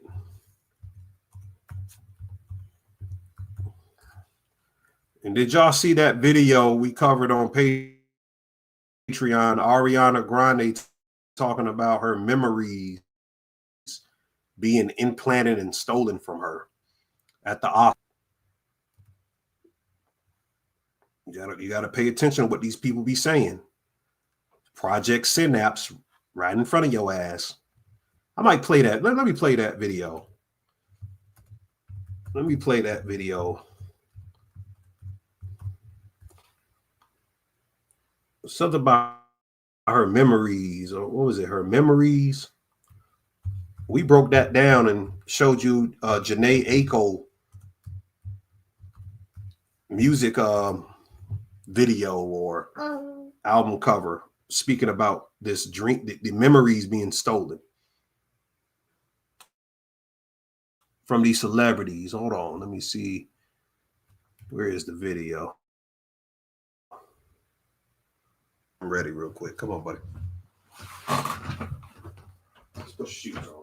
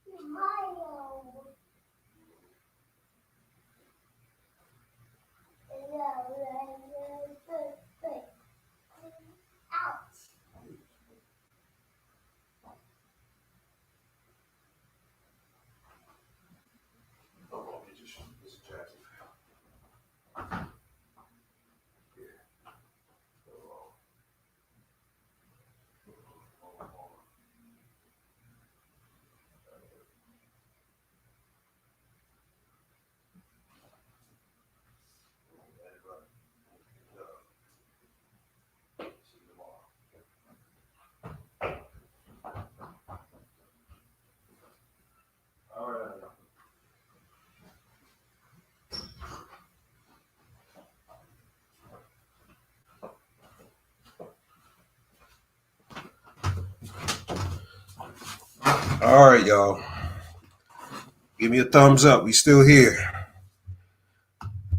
Shoot, we went up in numbers. I thought people would probably leave. We went up in numbers. Shout out to y'all sharing the video. What was the thing she talking about? Her memories was, yeah, memory erasure. Says she goes through a memory erasure treatment. What they see? Why would they let her say that? Where's that video? Let me look up memory erasure. Let me see if that'll pull it up.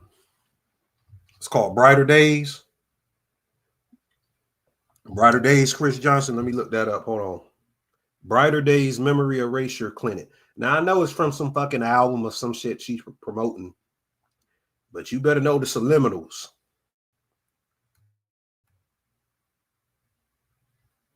Let me put this on YouTube. They'll probably find it on YouTube faster.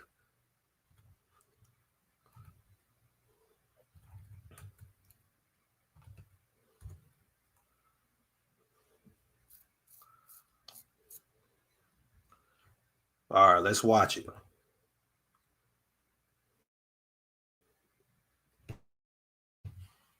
You know what? They did the Brighter. I watched Jim Jones on the Breakfast Club. God damn it. Hold on, guys.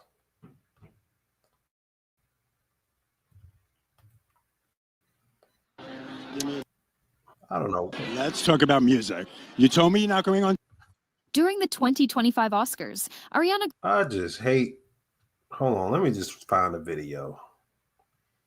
It's like you can't find nothing simple anymore. People's got to add something.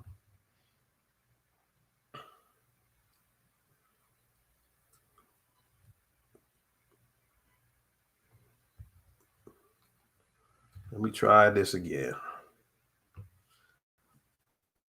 You know what? They did the Brighter Days memory erasure treatment to me, so I'm having trouble remembering the details. They're foggy because at the Brighter Days clinic, they do the memory erasure, you know? If you could remember, struggle, tell me. Give me a date. Give me a date. You know what? I'll have to go back to the clinic and see if they can restore my memory. Thank you for your patience. Are you calling because you're feeling down in the dumps? Do you need a hand to hold or someone to remind you that everything is going to be all right? Well, your friends here at Brighter Days Inc. are happy to remind you. It will. Things will always get better. And if they don't, please consider our world-famous Brighter Days memory erasure treatment. Book an appointment today at one of our nearby locations to wipe your memory entirely. You can't feel it if it... This is just very weird shit, right? I mean, even if that's your album or whatever these people be promoting, they just be telling us, man. They just be telling you what this shit is. You see? That's what all of these celebrities is probably knowingly or unknowingly going through something like that. They probably got to get prepped. Their memory or their gamma theta waves have to get reprogrammed or something over the weekend, whether they know it or not. Yeah, they're moon children. 2 babies. So Final Destination Bloodlines has Tony Todd on the cover, and they got him looking like somebody sucked the melanin out his body. I know they're gonna say, oh, he's older and all of that. People have 1,000 excuses. But I was pointing out the real mystery about the Adrenochrome is that the Adrenochrome is really melanin. And some people got mad at that because they said, oh, y'all trying to always relate it back to some melanin. But I got the science to prove it's goddamn melanin. I got the science to show you that everything that happens in the Adrenochrome process is a melanin synthesis. Hold on. So you remember the follow the white rabbit? That's the same melanin molecule or whatever you call it.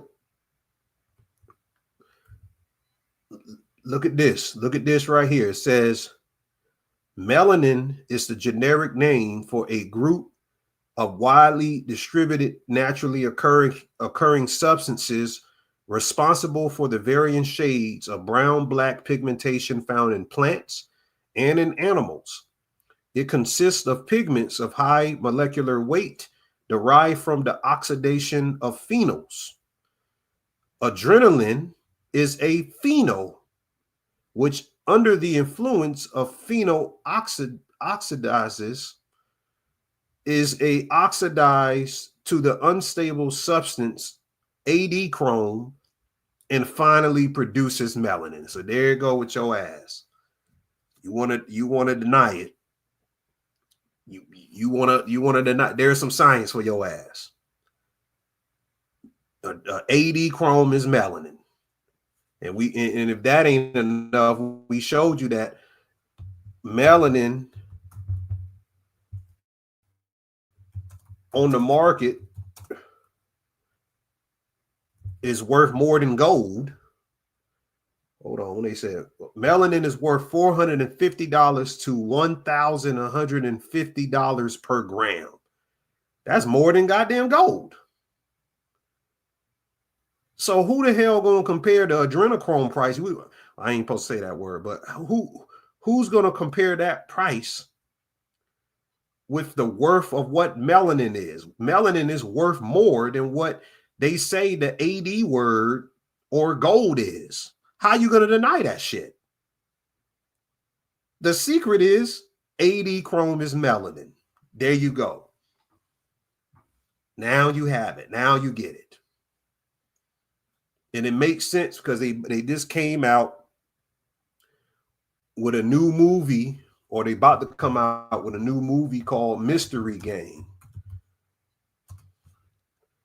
Now, let me show you this thing. Hold on. Let me show you this thing right here.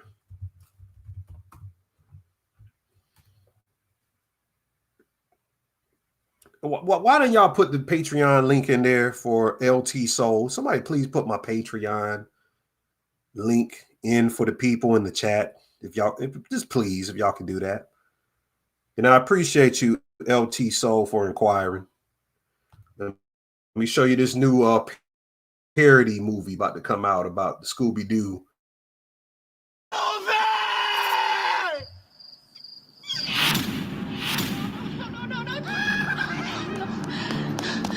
Got cowards running around in masks, snatching up little girl, spooking the whole neighborhood. Everybody's wearing masks. So the plague doctor mask that they wore during the Black Plague in Europe, but they were wearing it around the time of the CV, the whole C word pandemic.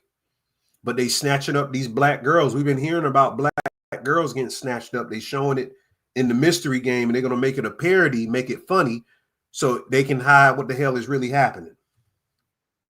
COVID-19. Fucking pigs don't care about us. Hold Been missing for. Hold on, the old man says. So let me take it back. Hold on. The whole neighborhood, everybody's wearing masks. These ain't for COVID-19. Fucking pigs don't care about us. My sister been missing for weeks. Y'all ain't done shit. I promise you, I'm gonna find whoever's kidnapping these girls. People can't go taking the law into their own hands. Foots, tell me who they are. I ain't no snitch, man. And now, so they're showing like how the Illuminati be having the mask, or the lycanthropic rituals of wearing the mask and taking on the elemental archetypes of the somatenetic frequency of what's representative of the archetype of the animal. We talked about that on the Twitter Space video. They're trying to tell you, they're trying to show you, yeah, they're going to give you some idiots with the mask on, and you got the black woman in the background tied up. They trying to show you some idiots, but in reality, it's the elites that's actually doing it. Who are these vigilantes?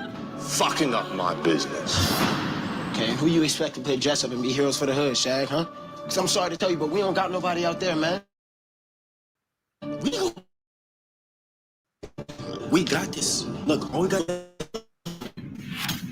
Yeah, I mean, he's gonna get Scooby Gang. And count me in. Silly. I don't want to go through that. I just wanted to show you them girls getting snatched up. That's all the shit I wanted to show you. I don't care about all the other crap. But yeah, that's what it is, though.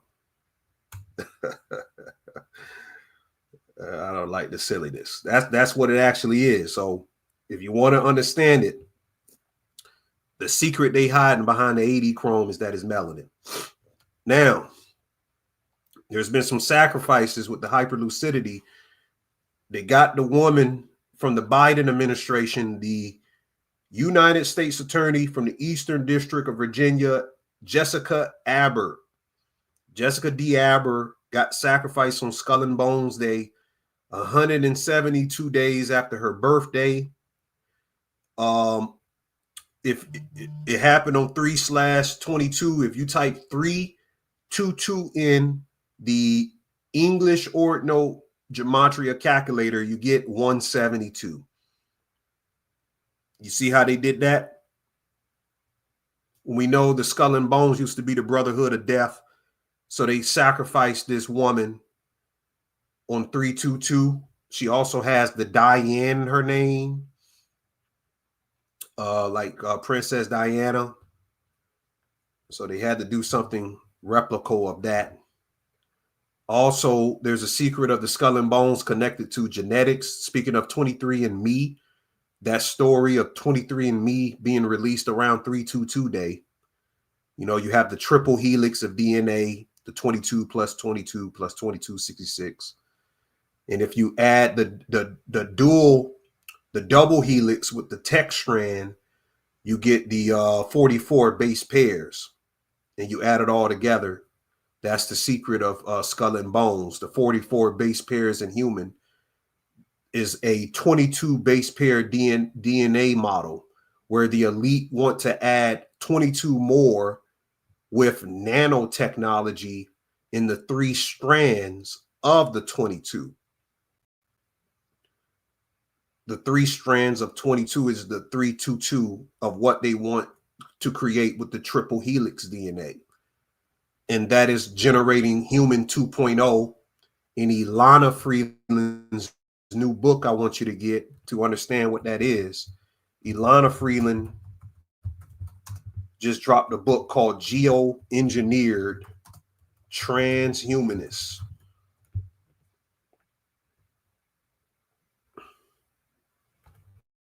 She has a new book that just dropped, and she's going to go very in depth to explain how that process happens. How do you become human 2.0 with the triple helix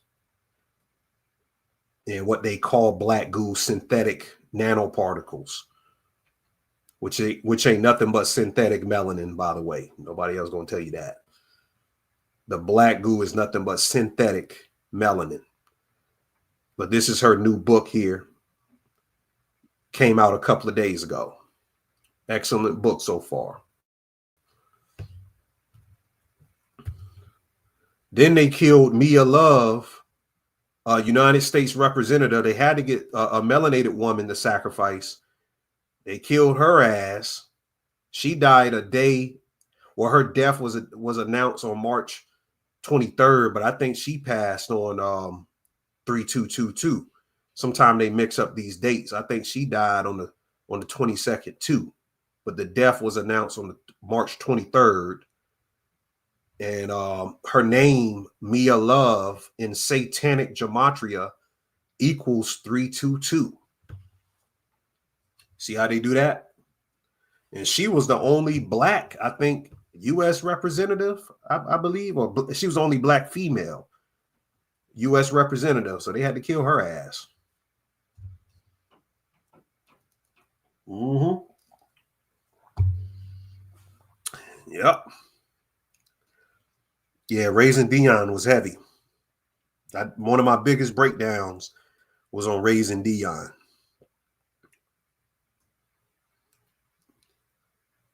You said, bro, tell me why I was watching some kid's Spider-Man cartoon the other day and Osborn was making synthetic black goo.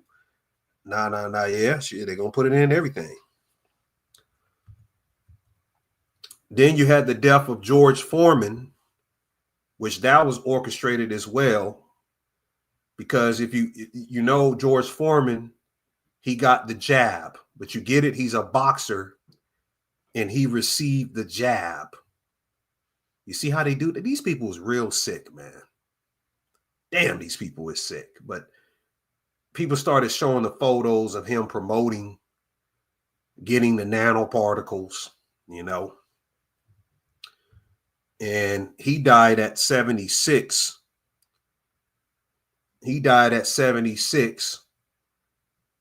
Now, there's some gematria to that because skull and bones equals 76. See, motherfuckers wouldn't know that. I noticed that immediately when he died. I saw he died at 76. Skull and bones equals 76. And his death was announced on Skull and Bones Day, even though he died the day before. But it matters what day they announce your death in the news as a part of the ritual. So he died at 76 on the eve of 322. Skull and Bones equals 76. Donald John Trump equals 76. Now, what's important here is that George Foreman won 76 boxing matches. You see how that's a quintessential. All of these deaths are very quintessential to what they're trying to do in the singularity of bringing all of the numerology and rituals together into the equation of this Qliphoth that they're trapping us in. He died at 76 and had 76 wins. Now, what's the big revelation here of the method? George Foreman had a fight. His last fight was on November 22nd, which was the day JFK died, at the Trump Taj Mahal in Atlantic City. So here's the Trump connection. The Trump Taj Mahal, however you pronounce that, in Atlantic City. That was his last fight, in the connection to Trump being in office, in a connection to the JFK files being released around the day of his death. You see how they do that?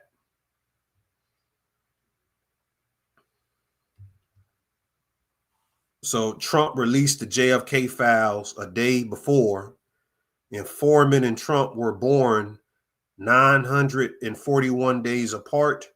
941 is the 160th prime number, and assassination equals 160 in gematria. And what's interesting is that going back into the free Martinism and what people will call the inversion genderism, people were saying that it was weird that George Foreman's wife kind of looked like a man. I mean, I can't deny it. It was a weird, I mean, I know that sometimes you have some, you know, the ritual is to make melanated women look more masculine than what they are.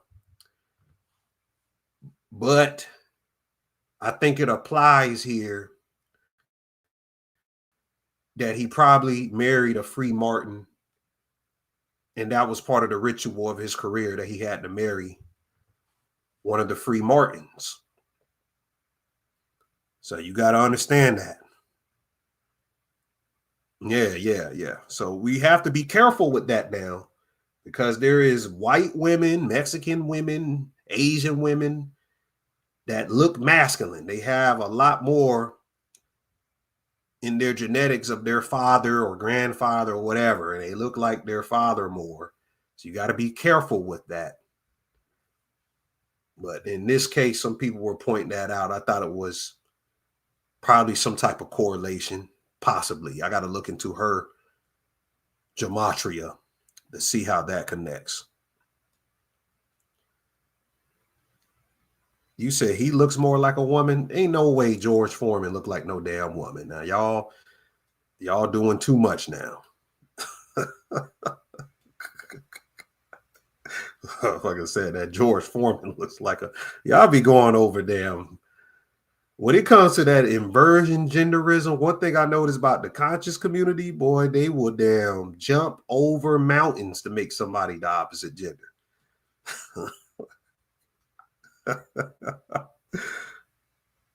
Yeah, I explained what a free Martin is earlier. Y'all can go back in the video or go to the Twitter space to learn exactly what it is. Yeah, they'll jump over mountains to make someone a goddamn inversion motherfucker. So in correlation with that, you had Trump meeting with them people, meeting with them folk. And I think there's some correlation because there was a lot of rituals connected with Trump this weekend where Tiger Woods confirmed to be in a relationship with his son's ex-wife, Donald Trump Jr. You know, Tiger Woods lives in Jupiter Island. You know, Jupiter is the orange planet. Trump is called the Orange Man. Trump was born on a blood moon. And there is the connection with Trump being the possible last president in the book back in the 1900s, talking about the last president. And Trump was actually, since he was born during a blood moon, and we had a blood moon during his second presidency where he's going to make these radical changes to usher in the new world order. They're also connecting it back to the book Baron Trump's Marvelous Journey Underground. And we talked about that on Patreon. We gave a lot of connections with that, where the underground cities and some of the Sabbatean Frankist practices is to utilize children as a Sodomic gate to time travel. Some real indecent things when you really understand the real aspect of what they're doing.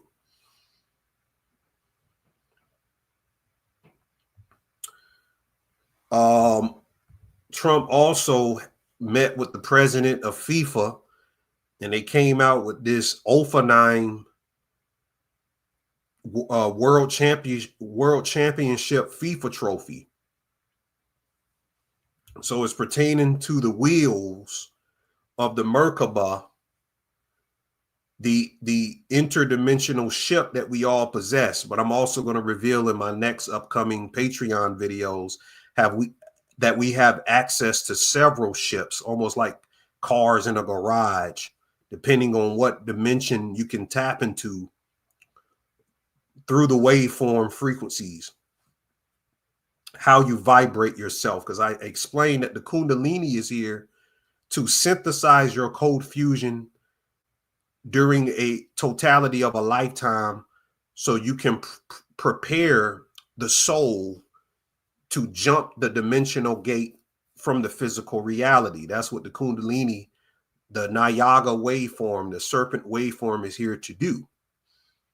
That's why in the year of the snake, you got the whole Trump aspect, and they got the Black Mamba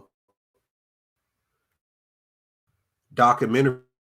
They came out with 2 Black Mamba documentaries in this same year. And there's been a lot of Kobe rituals in a connection to the Philadelphia Eagles winning, in the first time when the quote unquote pandemic happened, Trump was in office.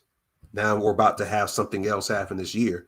But a snake, because Kobe was called the Black Mamba, which is the most deadliest snake on the planet. The snake is the only animal, when it travels in waters, it creates the same frequency of light as it is above. That's what the Kundalini represents. It represents the divine nature of the noumenal light, not the spectrum visible light within the 3D reality. There's a light above the noumenal light, and there's even a light above that I talk about in the 3rd tree of Kabbalah called Arasha. This is the antinomian light of the multiverse, is beyond Euclidean physics to understand that type of light. But that is the light that we're evolving ourselves towards, slowly becoming something else other than human.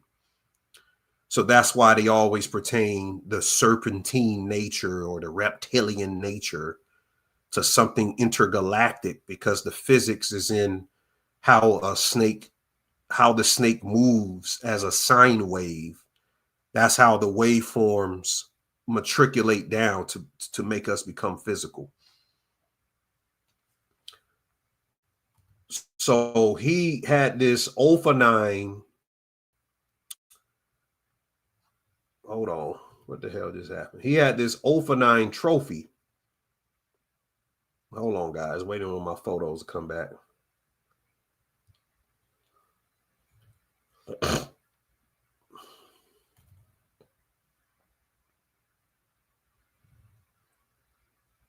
All right.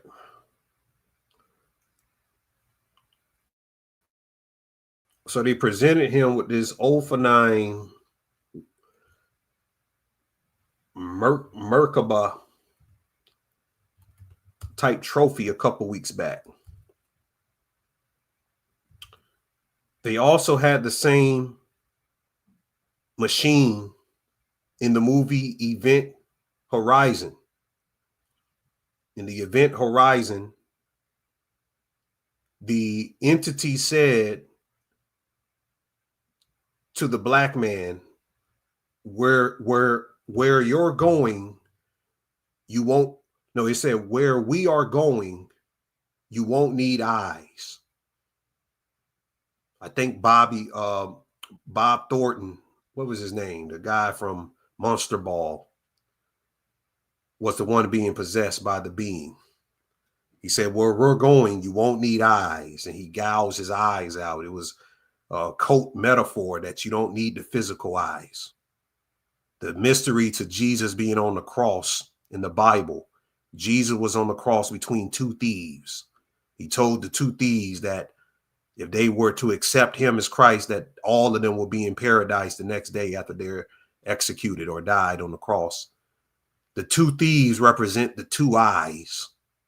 The 2 eyes are thieves. They rob you of the inner eye, which Christ was in the middle. He's the inner eye, which is the spiritual eye. It's esoteric and metaphorical to what that represents. He's the 3rd eye.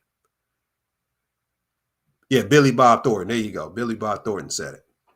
In the Event Horizon, as I explained earlier, is the interdimensional processing of the aeons and black holes. Our information gets through the plasma down into the microtubules in our brain, so we can have a spiritual connection to the divine. But Elon Musk came out and he was saying, if you get Neuralink, I don't know if you guys seen this article. Elon Musk said, if you allow for them to put the Neuralink chip in your brain, hold on, let me find this article. They hiding it. That he is going to guarantee to you that the Neuralink is going to give you telepathic abilities. Here it goes right here. Who saw this article? It says Elon Musk Neuralink files telepathy and telekinesis trademarks. Now, let me tell you what this is.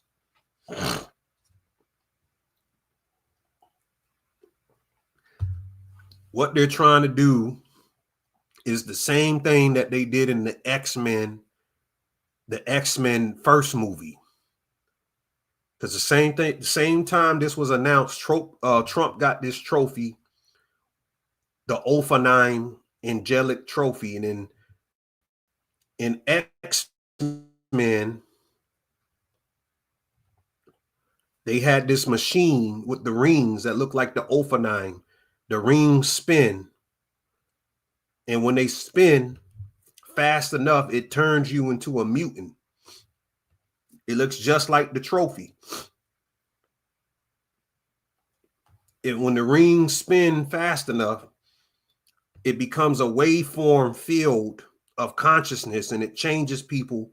It's called the mutant conversion machine. It changes people to a mutant. So Elon is promising, if you get the Neuralink, that you will become an X-Man. You see that? That's another way they're going to get motherfuckers. Because you got some stupid people out here that ooh, I'm going to become an X-Men. I'm going to get telepathy, telekinesis. Bruh said, nah, I'm cool. I'm good. I'm going to get telekinesis. He's probably going to trademark some more abilities for you to have. And I think that some of them, they're going to be able to grant it. I think they're going to be able to grant some of it. But this goes into the beast system of the future. And they probably going to program an AI system just like they did with the Sentinels to hunt them people down that got the Neuralink abilities, that start to use the abilities for bad things. They're going to have these Sentinels hunt their ass down. So they really trying to bring the X-Men universe through this chip technology. And that's all a part of the code of the singularity as well. There you go, Ruger. He says subscription-based abilities. I like that. I like that, Ruger. Shout out to Ruger. He be dropping a lot of great science in my Facebook, on my Facebook.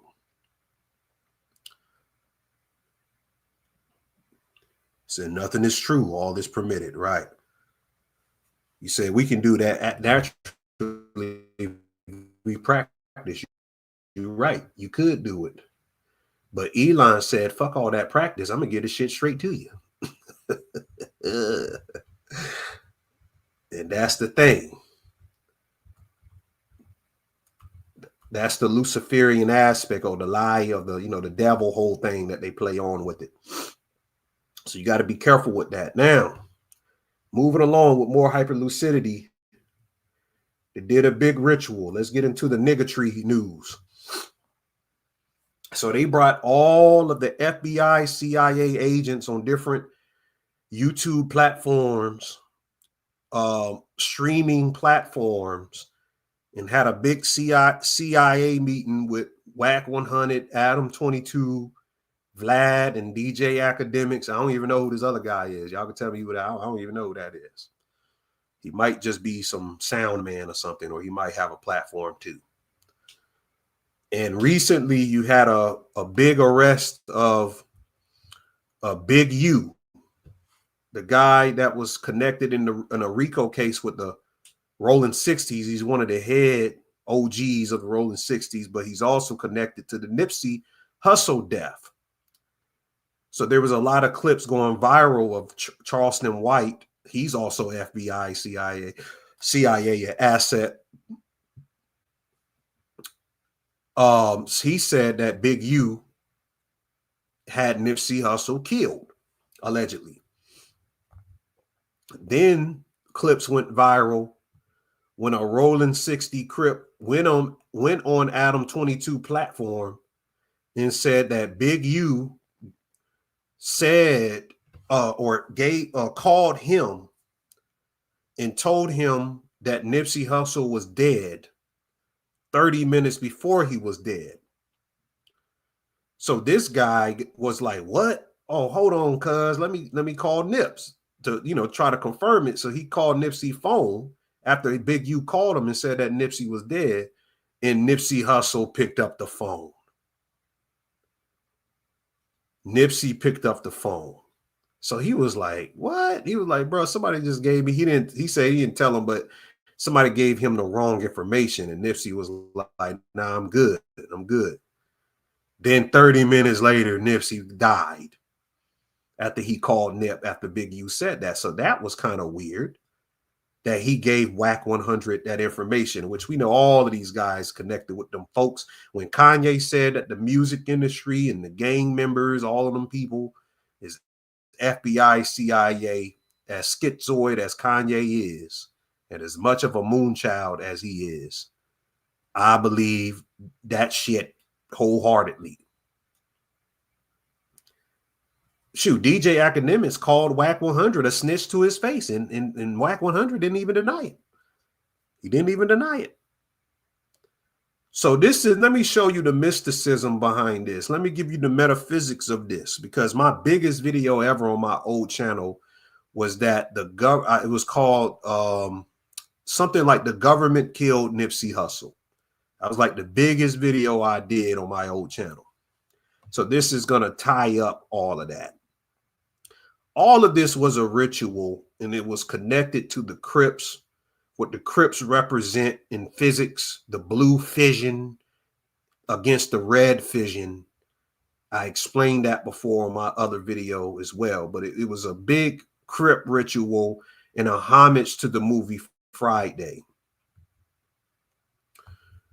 Because all of the gangs, let me help you understand this. The gangs in California, they come from the Chicago. It was a Chicago organization called the Black Peastone Rangers. They later become the Elrookians. And they were organized Black men that were tired of different other gangs like the Italians and Jewish mob bullying the Black community, doing things, smuggling things through the community. So they came together, through the leadership of Jeff Fort, and they started to get control over the underworld in their own communities. So it's pretty much, they said, if there's going to be some underworld dealings in our communities, we're going to control that. We're not going to let other communities get money off us. We're going to be the ones to be the middleman in between that. Now, it was good at first, because what you don't know is the Black Peastone Elrookians is where the Black Panthers formed out of. Let me pull up some pictures on this.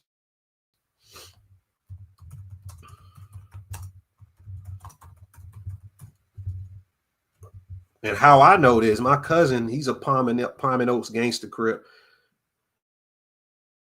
He made me watch a documentary. I didn't want to watch. He's older than me. He's an OG too. So he just came. He was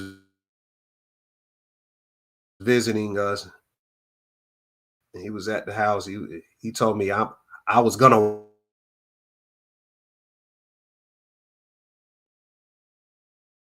people had to formulate these things in the secret societies. That's what it is. It is secret society.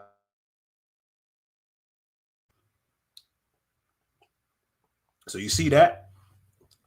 Look like some occult symbolism, some Moorish, Holy Quran, the Holy Seven is all connected to some Moorish stuff.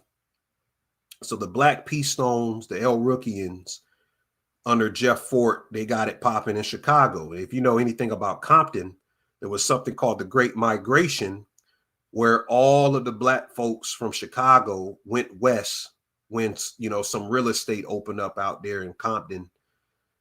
That's where there was infusion, and all of those neighborhoods became territory of those particular gangs that came out of the Black Peace Stones, one being the Crip, the other being the Blood, and you got other sects as well, like the Folks and all of that.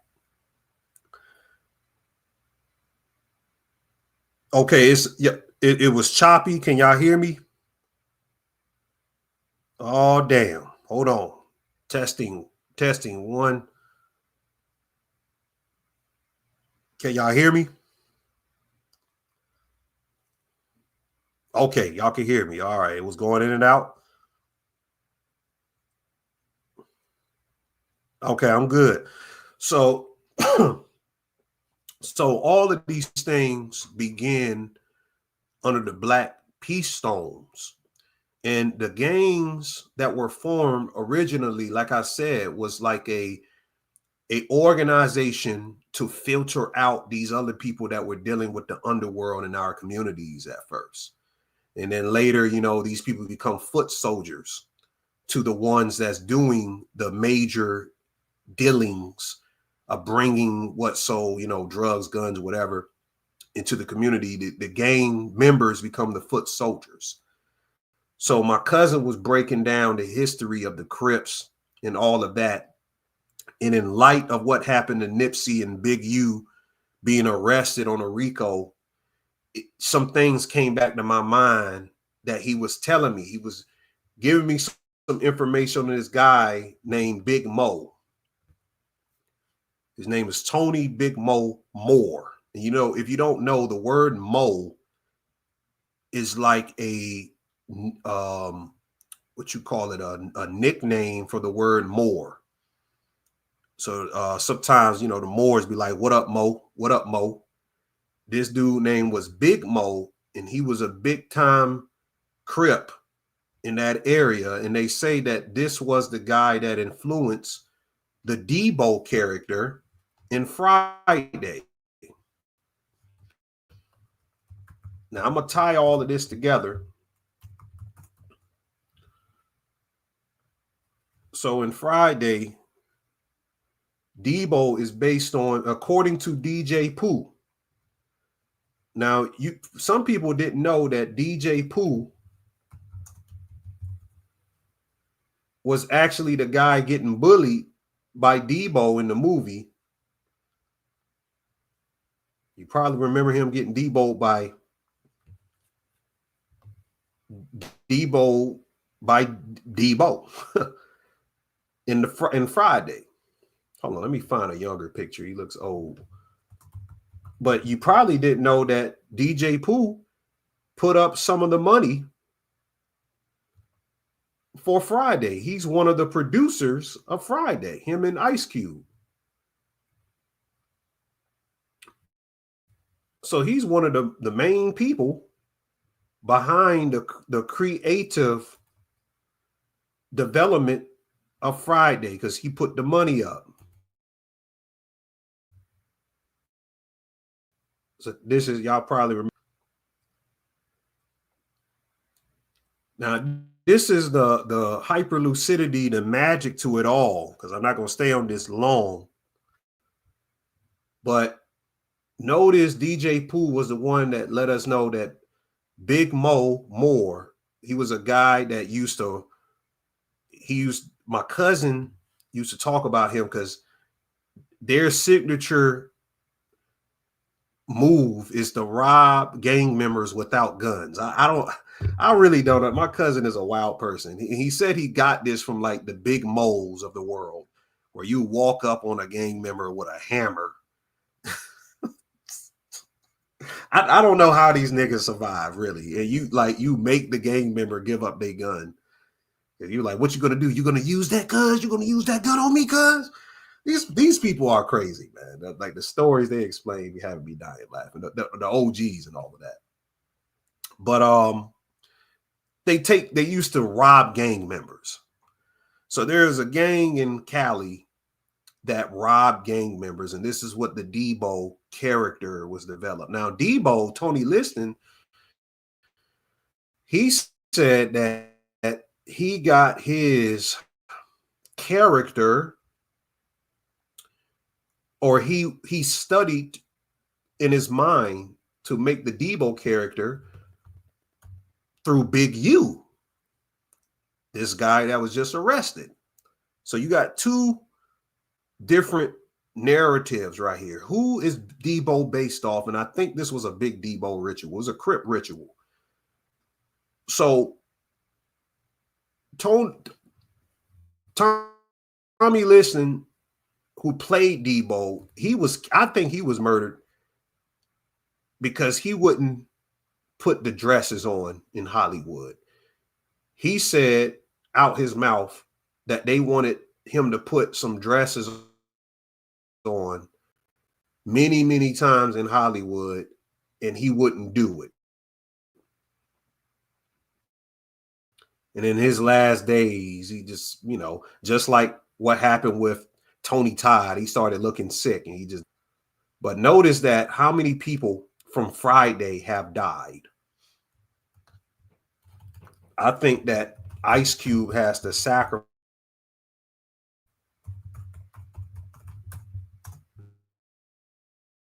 He has to sacrifice from Friday, the Friday cast, every year or so, every year or two. Somebody has to die from the Friday cast. So Bernie Mac died.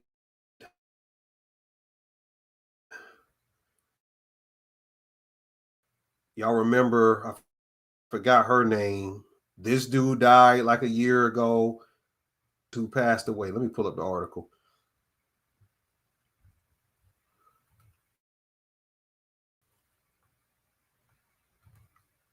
Oh, is it a YouTube video? If it is, I can't look at that. I don't want to look at the YouTube, but y'all get it. Y'all get it. All these people is more than that. Is way should people have died on Friday? If you really investigate it, there's been a lot of people who's died from Friday. Okay, audio's glitching again.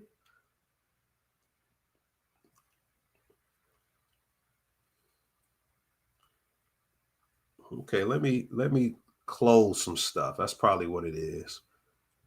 Let me close some things.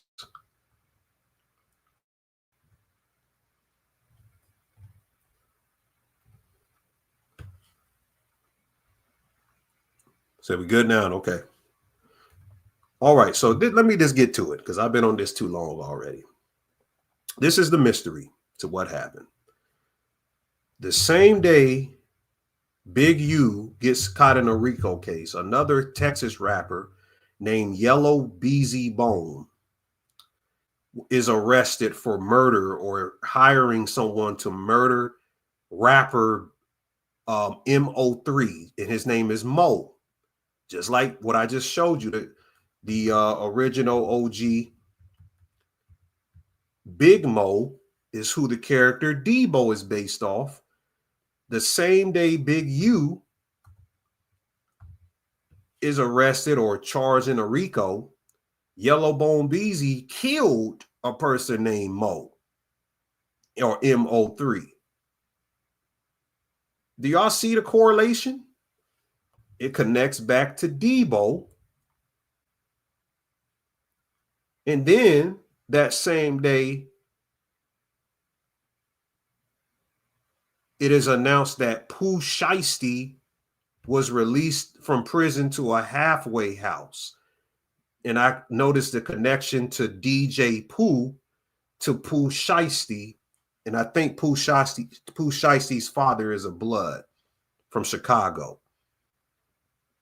So my point on this matter is that there's synchronicities in the cabal utilizing these gang affiliated characters or these rappers or producers of hood movies to a cleave-off within the Black community that we don't see, and that these rituals like this Rico is a ritual. They have to somehow facilitate a revolving door of creating these homunculus of murderers in our neighborhoods, the YN ritual. I'm gonna have to do a video called the YN ritual to really break this stuff down. And every other year, they got to create these terms and how we express our violence in different ways in the hood. And really, it is what Asir said. We have mastered death because these YNs really don't care how they're killing these people at a high proportionate rate. And it's a level of occultism that they wish that they had. They probably, I mean, they kill people, but they're not actually in the streets killing people. They're facilitating nanoparticles and other ways to kill people. But they probably admire it. They admire that cleave-off that's caused through the economic depression that they've imbued in America to make Black Americans a underclass, and they appreciate that. But the point I was looking at, one thing I sent to Asir a couple of weeks ago. If you watch the show The Wire, one of the main killers in the show name is Weebay Price, and it's based on another guy named something Bay. I can't remember the name of the guy's name. But come to figure out, the ritual in The Wire was to make the biggest killer. And y'all seen this meme before of this guy. Y'all probably saw this meme a lot. But the ritual of The Wire was to make the Bay, the face of like 10 to 12 homicides. The Bay became the biggest murderer in one of the top drug television shows in history. So they had to somehow make the Bay name associated with crime and murder on the law. If that makes sense. Now, I don't even think Omar killed more than this dude. Well, maybe so. I'm not sure. But this dude, they were fine. They still was finding they still don't know how many people he killed. He was just taking bodies left and right. But Omar had a little bit of character. I mean, he was playing the police too. But you also notice with Omar, they kind of made him, LGBT. So there was a ritual with that too. Yeah, Marlo too. You're right. Peace and chaos. What's up, Miss Keita? Yeah, Chris had a high count. You're right. But I'm just talking about how the show opened up. You're not gonna forget that, because this is the main connection of the Barksdale organization is what Weebay did. And this was a real character. See, I don't know if Chris, Marlo, and them are real characters. The real guy that Weebay is based upon was a Moor. So it's just some weird stuff. You said, how can you kill the living dead? I like that, Chrissy, I'm sorry. So yeah, they have to put that cleave-off in everything and keep it going. Moving on. I already told you guys, we're going to break down Black Mirror season 7. I noticed this was some predictive programming or a projection of the woman that supposedly went to space. What was her name? Sunita Williams. Female astronaut went to space. Now, first of all, All of the stories I heard about space, they were saying that older people wouldn't be able to survive in space and stuff like that. And they try to make it seem like because she went up there for a couple of days or months, what they said, 9 months, that she came back with gray hair because somehow space sped up time or some shit. I'm like, these people they got to conduct these NASA rituals, these space rituals every year.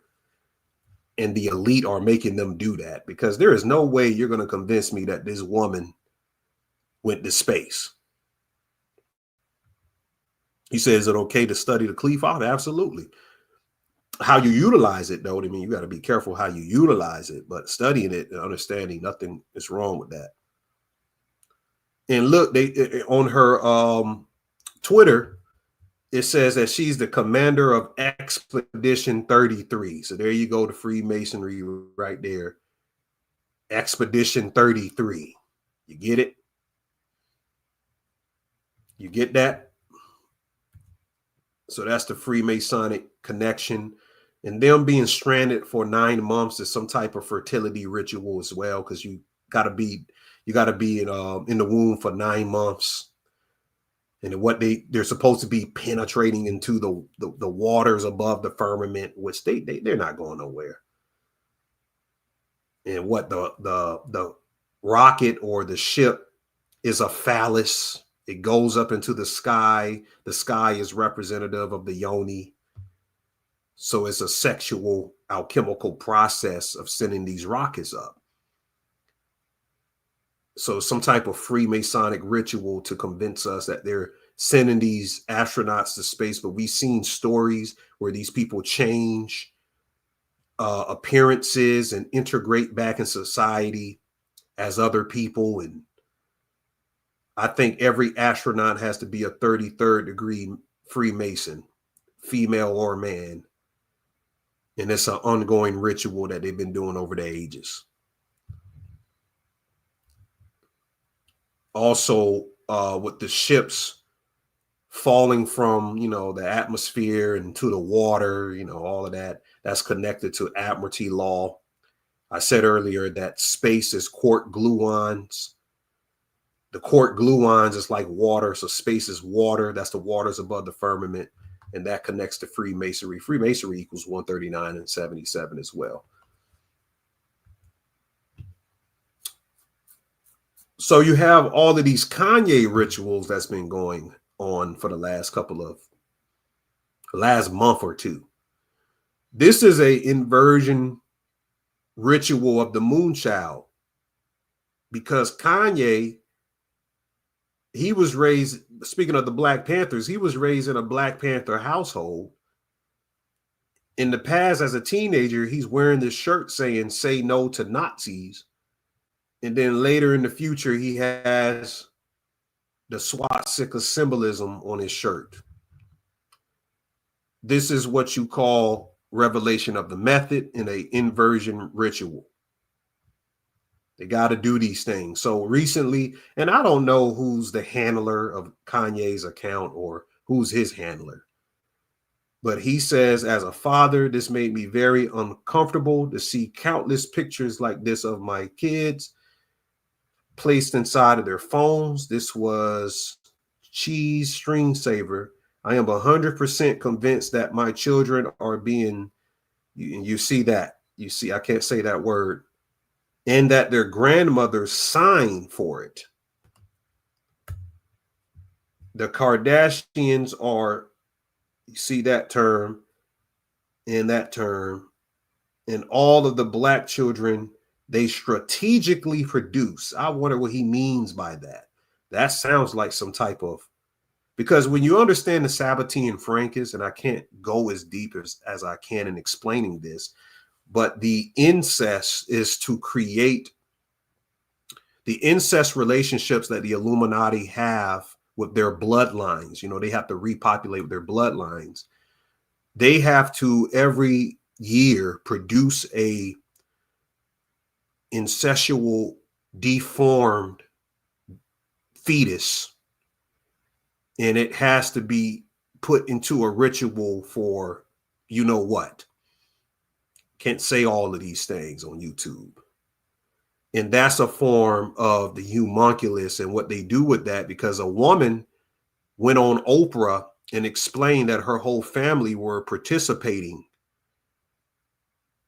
in these type of obscene acts that the Frankist does. And she said that she would wonder why her cousins would have to go away for 9 months and come back, you know, later on in the year.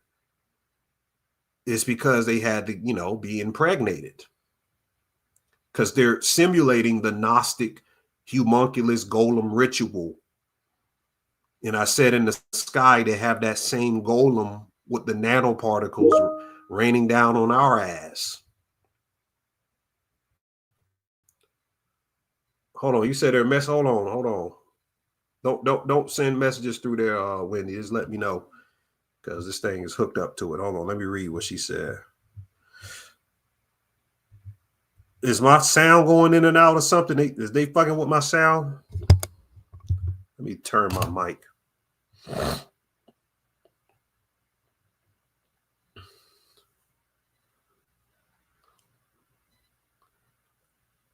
Are we good now?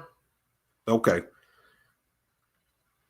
All right. Just making sure. So, yeah. Juan knows, but I haven't heard that Juan research goes into the Gnostic aeons and the Sabbatean Frankism. I haven't heard him talk about that. So maybe we can probably connect in the future and go a little bit deeper with that.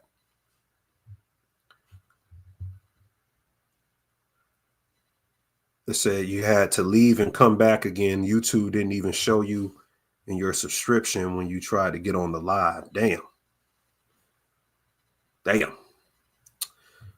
Well, we trying to make it through it, family. We're trying to make it through it. So speaking of the homunculus, then he says, wait, has anyone ever seen Jay-Z and Beyonce's younger kids there? And I can't say that word, of course. No, literally, this is artificial. This is why artificial insemination is such a blessing having, you see. So he's kind of trolling with this post, and it's very egregious if that's true or untrue. But the artificial insemination could be what the Sabbatean Frankism does with their incestual bloodlines to produce the homunculus, and then have to do the S word to the homunculus, simulating the demiurge process of creating a golem, just like artificial intelligence. And this is how they're synthesizing the singularity. So I did question why I don't see Jay-Z, Beyonce's son. I don't know if some truth to that. Y'all can get back and let me know.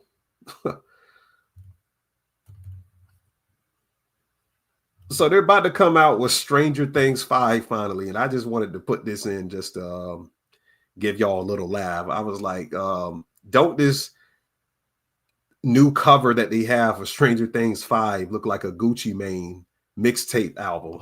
Let me show y'all this real quick.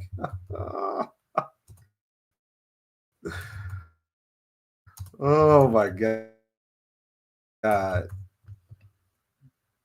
Some people were saying they were grown and graduated from college now, and they waited too long to put it back out. But when I saw it, okay, Wendy, we good.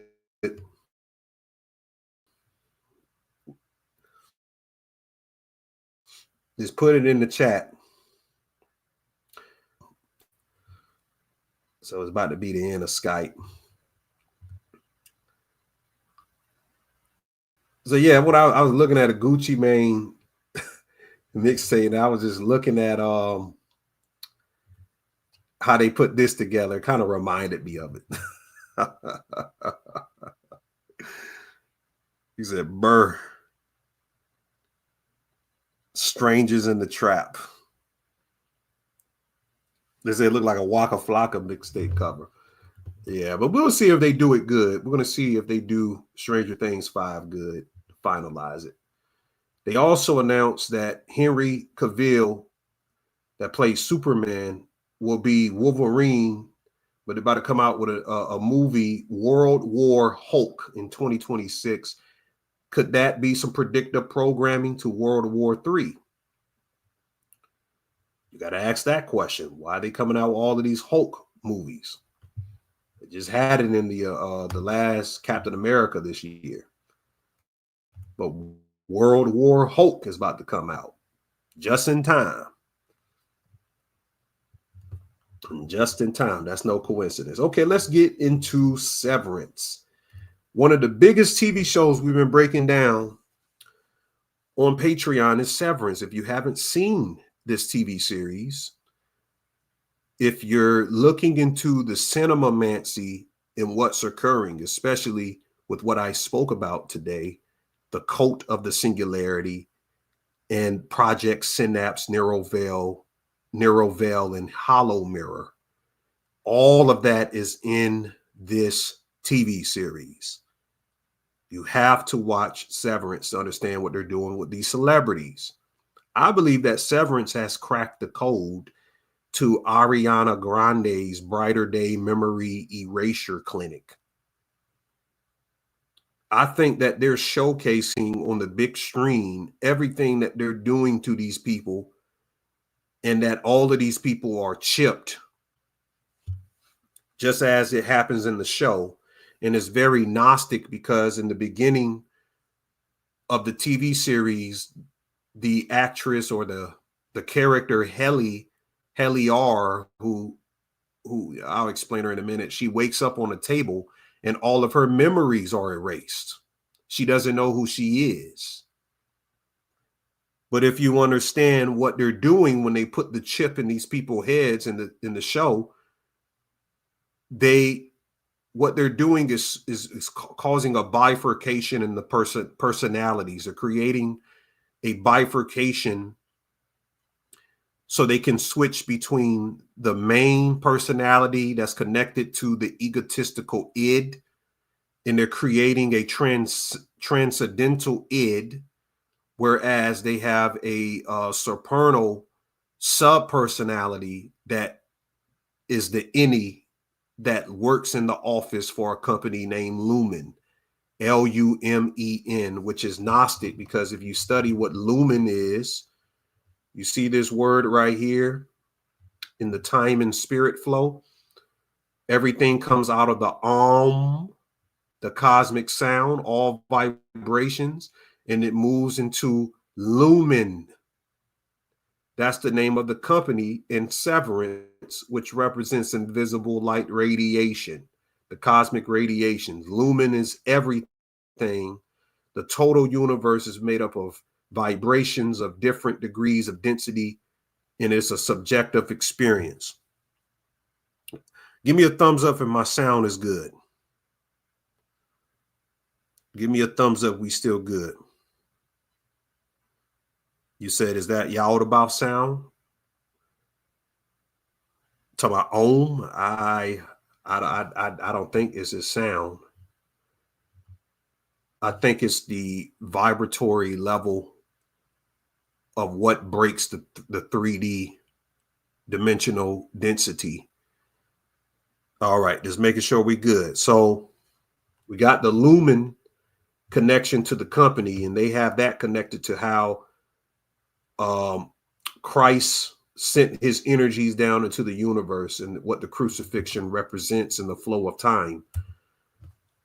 That's what this last picture symbolized on the final episode of the second season, that Mark S he's playing Jesus Christ, and by completing Operation Cold Harbor, that it would be the top accomplishment in Lumen's history, which would simulate how a person's consciousness is ensnared into a microchip and transferred into another body, which is their form of a Christological process in their Sabbatean Frankism minds, is a form of non-linearity immortality.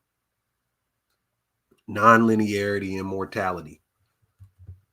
Now, the whole entire show is Kabbalah, and I'm gonna do a breakdown on Brother Sanchez when he has me on for the show that we're gonna do together. We're gonna do. I'm gonna go ahead and tell him I want to do Severance, a decode, because I'm gonna show you how Miss Cobell. So this is the entrance, the opening scenes of the show.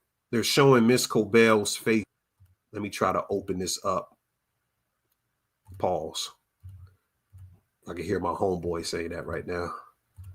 Pause.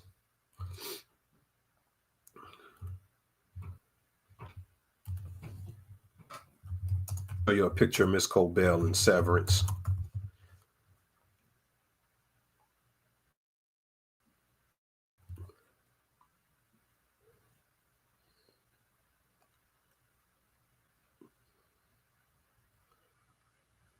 Okay, sound still good? I'll try to exit out some stuff. So in the beginning, they're showing Miss Cobell's or her facial feature. There's no face, but there's light reflecting down to this Edenic scene. Now, in the company Lumen, they have a bunch of these rooms. Most of the rooms are office spaces. It looks like this. Hold on, let me show you.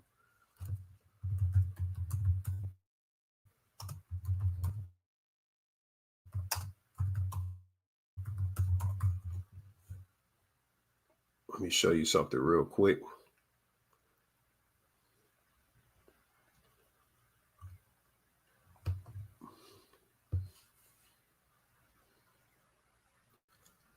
Yeah, I talked about 607 on goddamn Twitter Space. So this is the office space, and it makes the swastika. I don't even know if you can say that on here, but it's not like I'm saying it to disparage anyone. But do you guys see that? There's a lot of symbolism and Gnosticism to this show, but most of the company, it looks like an office space like this, but there's some occult ties to it. But there's also, when you walk around the company in the hallways, it can bring you to some weird areas because they try to keep everyone separate from each other. All of the different departments separate, but they went in one room and there were people raising goats and sheep. Look at this. Now we figure out on the last episode that they're raising these animals so that consciousness of the person, the feminine half involved in Operation Cold Harbor, they want their consciousness to be transferred into the goat or the sheep so it can be sacrificed.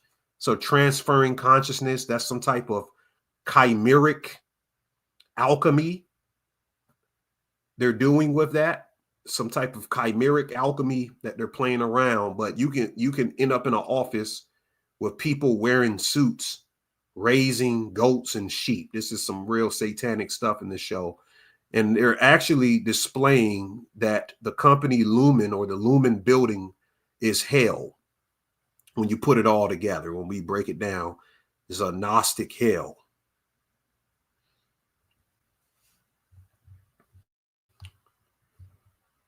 So anyways, let me exit out some of this stuff. Miss Cobell in this front scene here represents the Gnostic aeon called Barbello. She's the first reflection. That's why they're showing the reflection of her face. Because once you break down all of the episodes, you discover that Miss Cobell created the technology of the microchips for the company Lumen. Lumen is the light, the luminosity of the Christos. The light passes through the aeons. The highest feminine aeon was actually an androgyne, is Barbello. She's right up under the monad and Bythos. Barbello is the mother of Sophia. In the TV series, Heli R,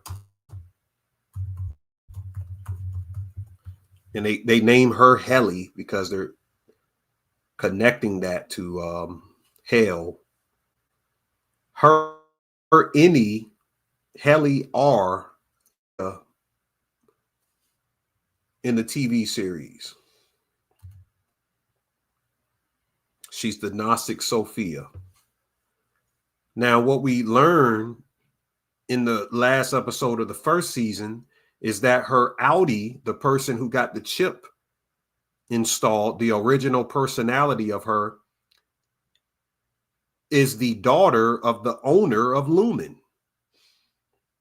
Or not the daughter, the great-great-great-granddaughter. She's the relative of the Lumen owners.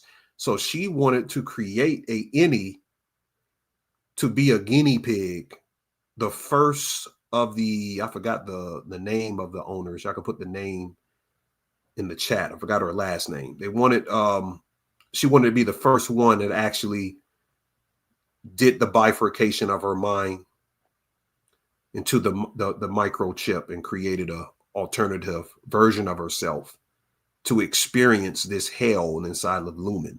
Because when they're inside of the building, the person who put the chip in their brain, they do not have no memory of what happens while they're inside of the building. And the side of them, their personality that's in the building, has no memory of any life of the Audi that's outside. So it's like you're splitting your mind in half. It's a mitosis process. But this is what Neuralink is going to do for people in the future. So they're showing you how the technology of Neuralink works, how it works. So everything is connected to Heli R as Sophia. And here you have in the opening final clip of Severance, the opening credits, here's a homunculus on the ground in front of the main character, Mark. Because the mark represents the mark of the beast. I'm going to break all of this down on Brother Sanchez, is why his name is Mark. But here's a little man.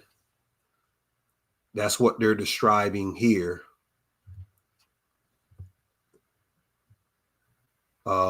It's supposed to be a little man.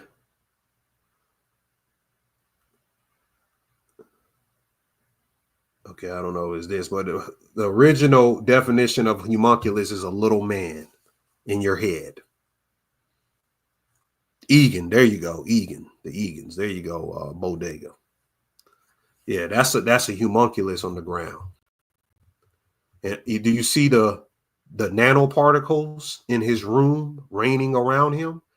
You got to really be able to watch these series and break down what they're showcasing. They're showing the nanoparticles right here.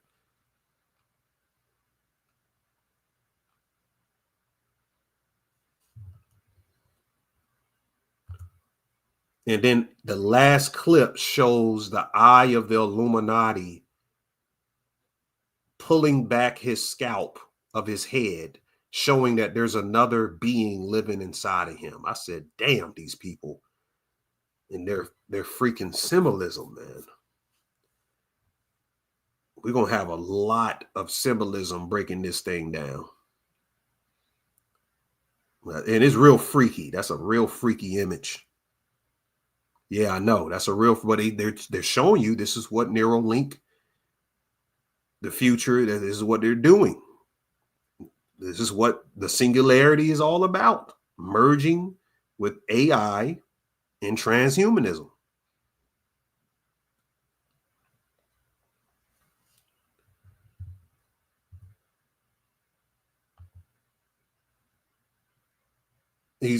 They're also showing the higher universes right here when he's at the fire.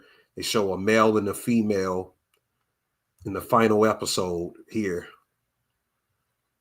when he's talking to himself. This is the first time throughout the TV series that the innie is able to talk to the outie.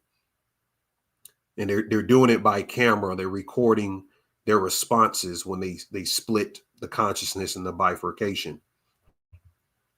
Now they finally explain what the department he's a part of, what are they doing so special for the company Lumen, and it blew my mind. So I want you to watch this scene, and we'll show a couple more clips, and we'll close it out for questions and get up out of here.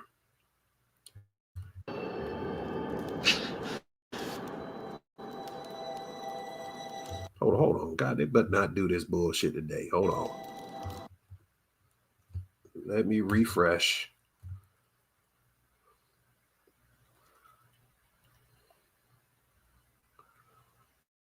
They better not do this crap today.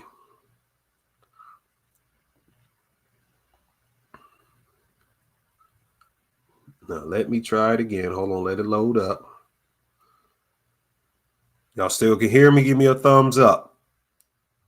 This is very big to see this clip.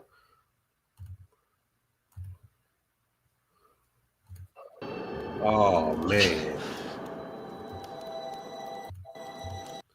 Oh, man. They really did that.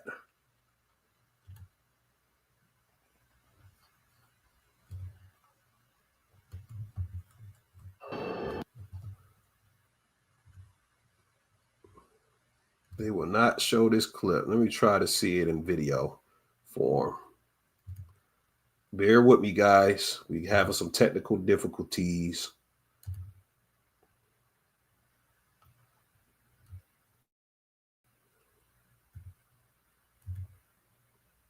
But we're going to push through.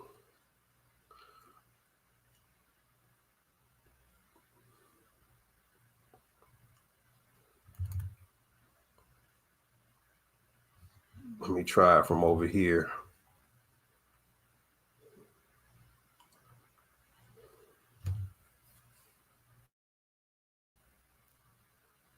It's not the copyright. It's something with iCloud photos that, because if it was a copyright, it wouldn't have let me show the KFC commercial earlier from here. Yeah, it's something with iCloud. Something with iCloud. That's stupid. I don't know why it does that, family. But I'll show it on Patreon, because I want to show you what's happening. I don't want them just to talk. I'll show you what's happening on Patreon. So basically, let me explain it. What they're doing with the numbers in their department is collecting the soul of their lover and preparing them to be transferred into the microchip. That's what the numbers are in the series. That's what they figure out. And notice that they say when you've completed Operation Cold Harbor, you and your lover have to be killed. I don't know why this thing won't go away. I brought it up and now it won't go away. Okay, there we go. So once Cold Harbor is completed, once you collected the soul, so he's collected 24 files. That means he's made 24 people a innie for their microchip. That's what he does in this side of his company. The final personality he was going to collect was his wife, but they told him that his wife was dead in a car accident. That's why he even got into doing splitting his consciousness, because he didn't want to deal with half the day of thinking of the murder of his wife. So they created this Neuralink company for people who didn't want to deal with sorrow. So you can put a chip in your head and half the day just go blank. And that's part of the beast technology, what they're doing. It is gematria rituals, because his wife would have been the 25th foul. After the 25th foul, they kill the person that's consciousness is going to be transferred into the goat or the animal. They sacrifice the animal. I'm going to show you that in a minute. But if you type death in gematria, you're going to get 25. Death is 25, and time is he was going to do his 25th foul on his wife, and he figured it out. And after he completed the foul, they were going to take his wife's life, which he didn't know was alive. This was a reference to the cannibalism as well. So this is him going and look, they put the wax. They put the wax dummy of the founder in there. Remember, I've been talking about the wax dummies of these celebrities. It's some type of, they're pretty much making fun or showcasing some iconography of how they trap people's souls in these wax dummies and shit. And here is them getting ready to prepare for his wife's consciousness to be transferred into this goat. But they ended up stopping the process. And she was thanking him because she was trying to say that the goat had a soul itself, you know how they got to do that with the animals. And you just got to watch the last episode. We're going to break it down on Patreon, but it's some real crazy stuff when I get into it. So let me open it up for questions. I'm going to post the link. I'm going to post a link. We're going to go about 15 minutes if we have questions, and then I'll close it out for today. Okay, sound going in and out. Okay, well, shit, I might have to shut it down. Might have to shut this shit down. Let me close out this stuff right here.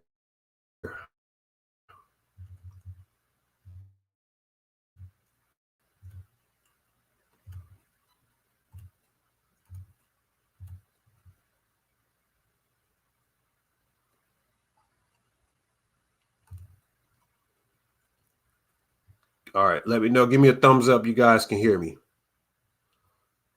I'm about to send the link right now. Give me a second.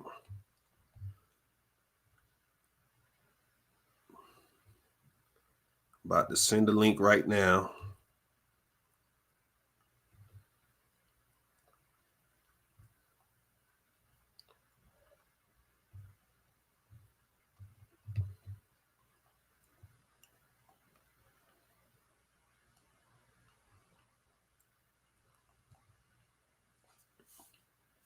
All right, the link is in there.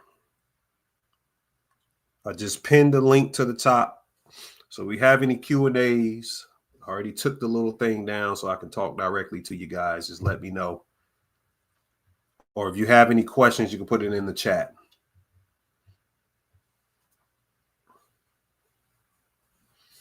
Somebody said the sound been good the whole time over here. Y'all but not be trolling my ass on the sound.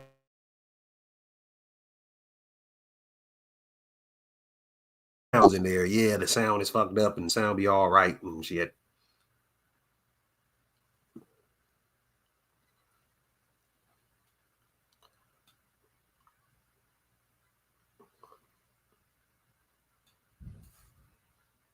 Hold on. Oh, I went out again. God damn.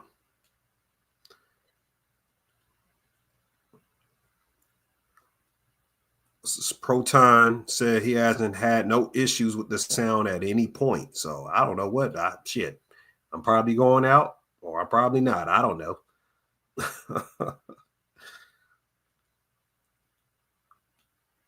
We got any questions or any questions in the chat or anybody coming up? Because if not, we'll just close it out with that. Okay, so B Source say I'm going in and out. So I'm going to close out with that. And I appreciate you guys. We'll be back on Patreon. Remember, go to www.patreon.com/THE_spiritual shade room. We will be on Patreon to break all of these things that I wasn't able to do on here. Make sure you guys donate. Donate Cash App, The Spiritual Shade Room. Please donate. Keeps the channel going. And we'll be back in April. We'll be back sometime in April. We're going to be on Patreon until April. So with that, I'll Rimpoya, I'll Oshulu, Ashe to the ancestors. See you guys next time. Peace.